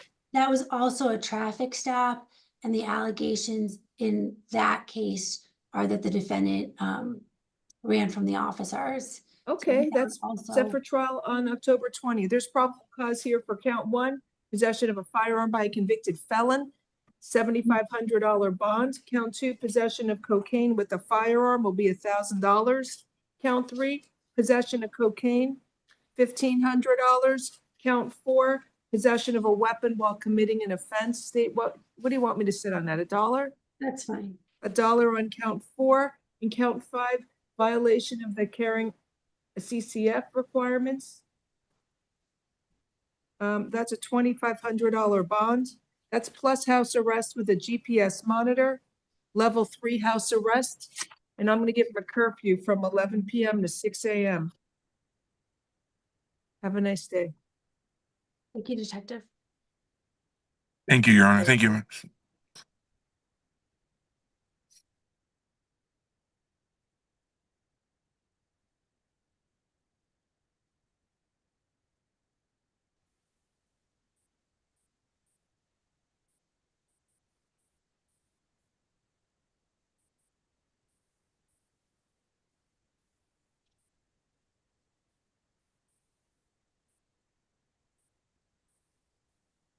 That one. Okay. Now we have on page 4, Ernesto Capoche.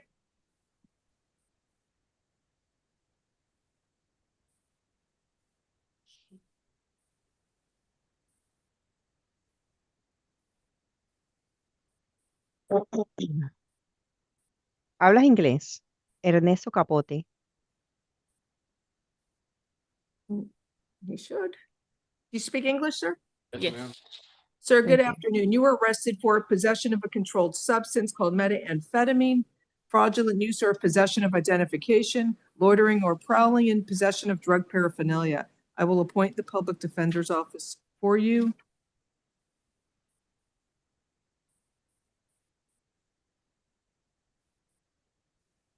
There's probable cause for the charges. Is he eligible for programs? He has an open case or no? Nothing open? So Judge Ray, he just closed a case earlier this month. He's got a withhold for a felony battery from December. State's requesting a bond, maybe house arrest. This was at 3:07 in the morning. Which I would ask for pretrial services. The case that was closed was a no action by the state. Okay, he's eligible for pretrial, so his pretrial services alternate bond, $2,500, count 1 for possession of the controlled substance. Count 2, fraudulent use of personal identifications, a $2,500 bond. Count 3, loitering or prowling is $150. Count 4, possession of drug paraphernalia is $500. Have a nice day. Next is Pedro Rodriguez.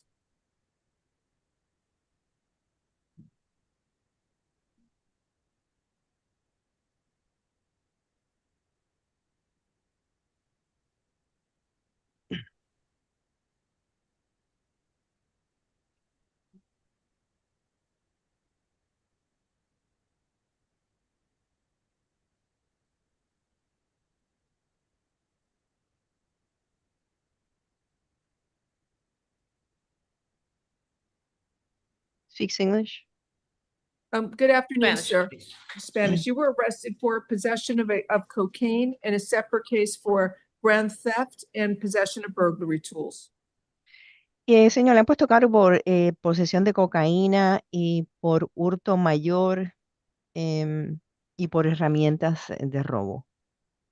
So I will appoint the public defender's office for you. Le voy a nombrar abogado de oficio para que los represente.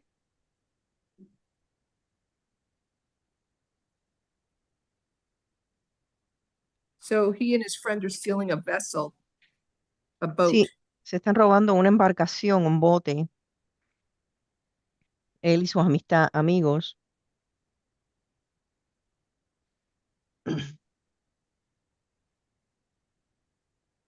I'm not sure what the burglary tools are. No sé por qué tenía herramientas de robo. Maybe criminal mischief because the the left side tires of the vessel's trailer were damaged to the point where the axle was ripped off and out of place. Sí, quizás pudiera haber sido delito contra propiedad porque tenía roto la parte del trailer del bote. So I Sir, you think were that- ordered to stay away from the property at 38 Southwest 75th Avenue in Miami, Florida. Señor, le han pedido que se aleje de la dirección 38 Southwest y la 75 Avenida en Miami, Florida. I'm setting a bond. He has a lot of Judge, priors just going back to in the terms of the burglary 90s. tools, What? in terms of the burglary tools, can I respond? Yeah. ¿Puedo responder referente a las herramientas de robo? I think it was the cloth used to cover the license plate. Sí, era como una frazada o algo para tapar la chapa. Un Also, trapo. he was released from prison December. Y en diciembre salió de la cárcel, de la Is prisión. it burglary or theft tools? Is it what, burglary of this trailer or theft of I the don't- trailer? Judge, we could do $1 on that one. It's criminal mischief. They destroyed the axle to the trailer. Es que le rompieron el eje del trailer, es delito contra propiedad. Judge, there's nothing indicating that the trailer was intact without any axle damage before. Ahí no dice que el trailer estaba dañado sin que estuviera. All right. Count one is for grand theft based on his prior history of grand thefts. I'm setting his bond at $5,000. Sí, basado en el hecho de que tiene tantos antecedentes penales, $5,000 de hurto mayor.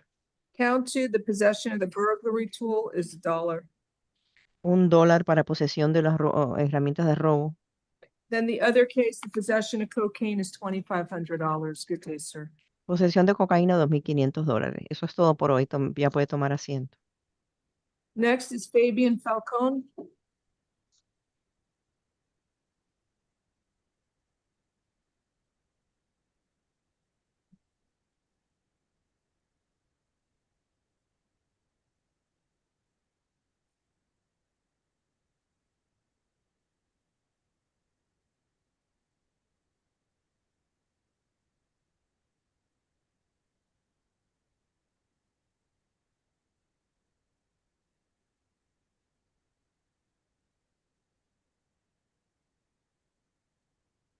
Good afternoon, sir. You were arrested for possession with intent to sell cannabis within 1,000 feet of a school while armed, possession with intent to sell cannabis, and armed trafficking in cannabis.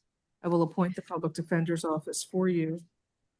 Señor, le voy a nombrar abogado de oficio en posesión de vender esto. Does he need an interpreter? But no, Why no, he's Oh, sorry. interpreting? He doesn't need one. No, thank you. So is it a traffic stop? Right, they're in a park. Oh, okay, so it's not traffic stop. It is a traffic stop. They're in a car in a park. You are ordered to stay away from South Dade Park at 28151 Southwest 164th Avenue in Miami, Florida. And you're not allowed to go to that park and you have to stay out of the park. Understand? Yes, They usually close anyway, sunset to sunrise.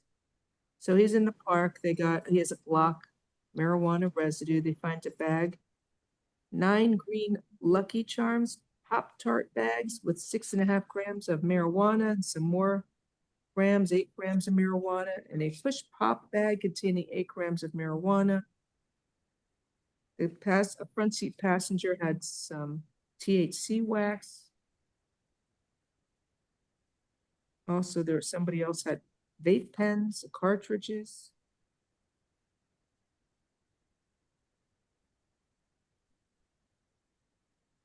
Somebody had a lot of cash on him. I'm not sure about count 3. What's the armed trafficking? It's not armed trafficking. There was 80 grams, not 25 pounds. So it's probable cause for count 1 and count 2? Okay. He's Judge, 20. it's 22.5 grams. I should find no intent, Judge.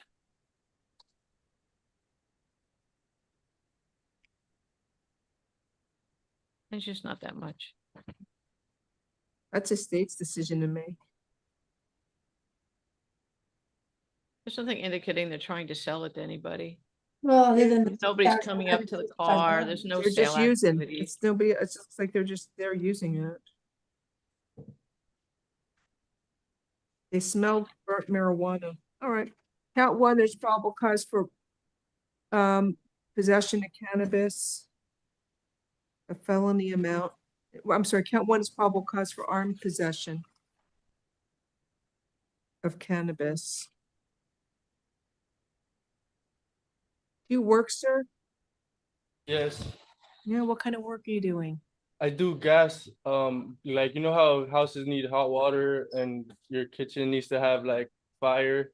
You know, I connect the lines for your houses and You restrooms. what? He lights the lines for The gas. gas for cooking. Oh, okay.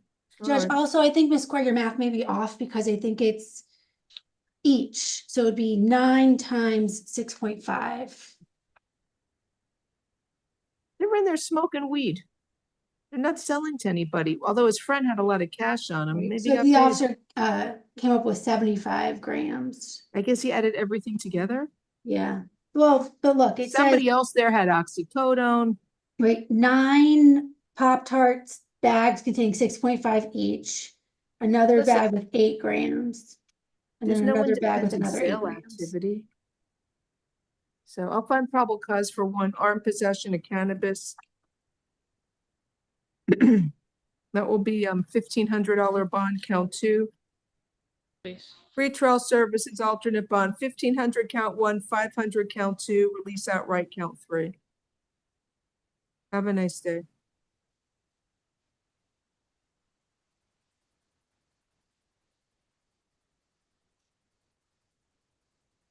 Next is Adolfo Bravo, the co-defendant. He's a little different.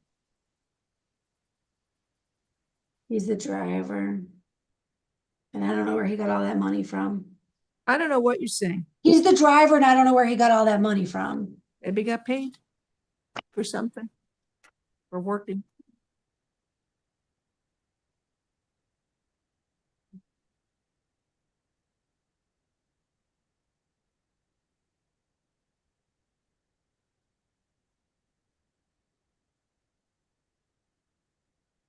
Good afternoon, sir. You were arrested for.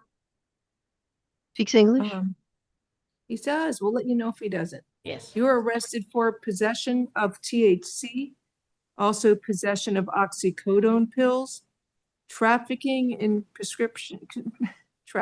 contraband prescription pills. I don't think that's the right charge. And it says theft or possession of counterfeit identification. I will appoint the public defender's office for you.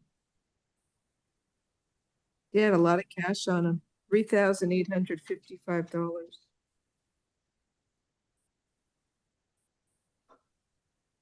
It should have been possession of a controlled substance. Oh, he is charged with that. Okay. There's no priors. Who do you live with?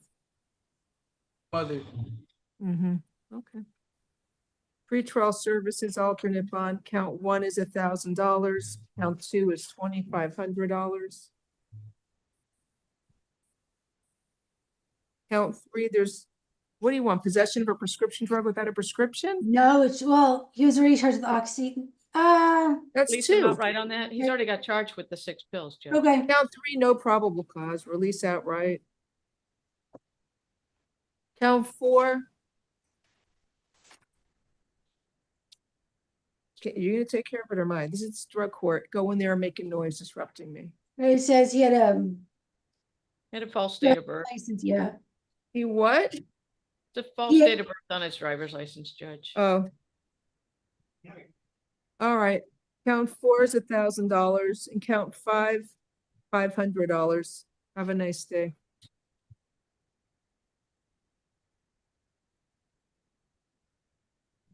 Right, drug court people. What else? Angel Guerrero, page 5. Guerrero's a bond out. Thank you. Eduardo Borges Llamas.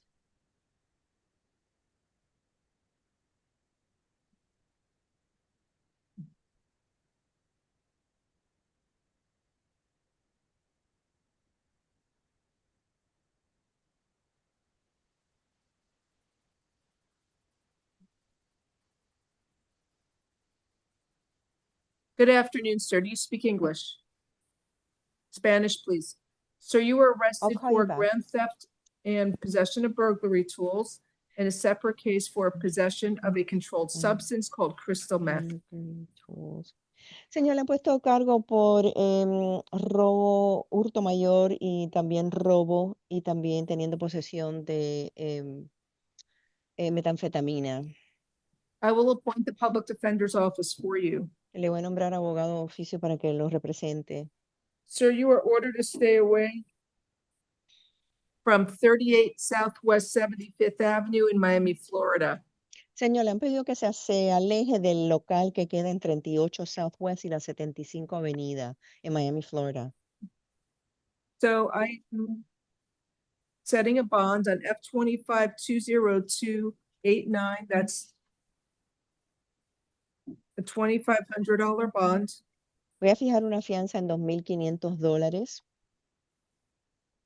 And then the other case, the grand theft of the vessel, there's probable cause for that. Y hay motivo fundado por el hurto mayor de la embarcación. It's $2,500 bond count 1, and count 2, possession of the burglary tool, will be $1. También esto, $1 para la posesión de las herramientas de robo. Judge, Y el would you primer consider cargo, $2,500. any program for Mr. Borges Llamas? I see no prior history. Él no tiene antecedentes All right, penales. ¿Usted le arrest. podría dar un programa a su señoría? No, No, I don't think so. no creo.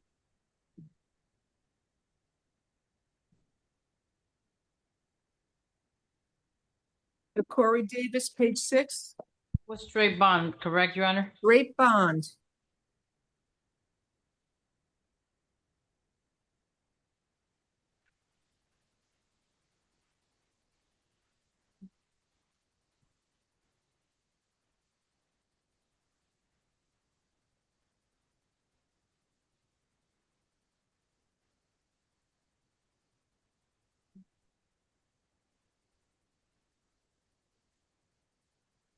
Good afternoon, sir. You were arrested for driving with a license suspended, third or subsequent conviction. I will appoint the public defender's office for you.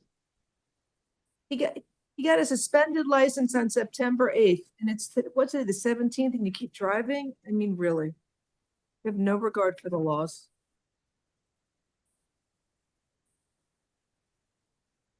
There's probable cause.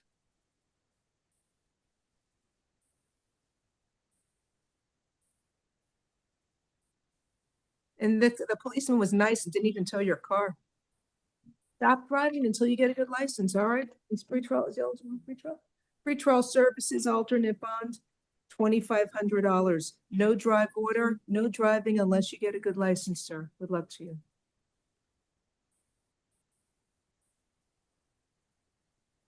Next is Daniel Huertas, page 6. Is he here?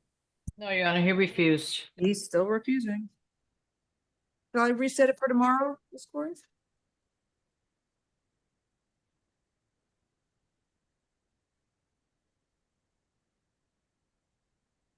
Ms. Corey, Mr. would you like me Harris to refused. We can waive his presence if it's okay All with right. you, Judge.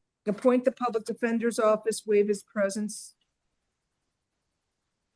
As to count one, the burglary with an assault or battery, there's probable cause. It's going to be no bond. I'm granting the state's motion for pretrial detention pending final hearing. Count two is tampering with the victim. Tampering with the victim of a first-degree felony. I'll set that bond at $7,500. And he'll have to see the judge, the division judge, that a stay away order read to him.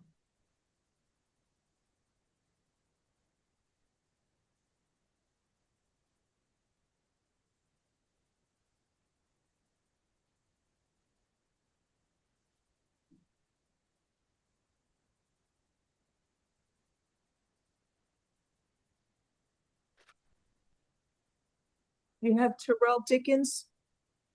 NBC, Your Honor. Thank You know, you. if his presence was. We can waive his presence. Okay.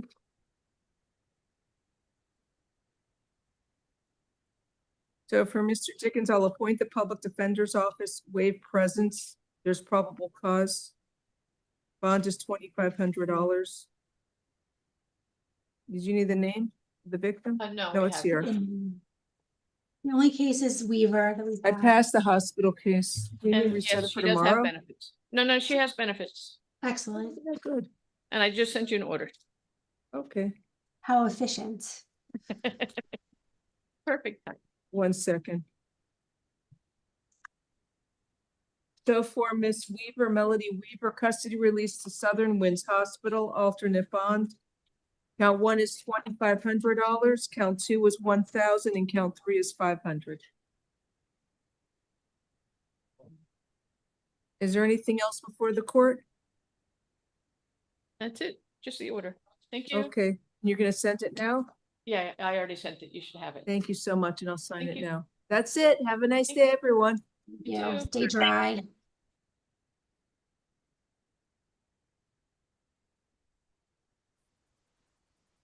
All right. Thanks. Are we done? Yes, we're all finished. Have a good afternoon. Bye, you too, Jen. Thank you. Bye, everybody. Recording stopped.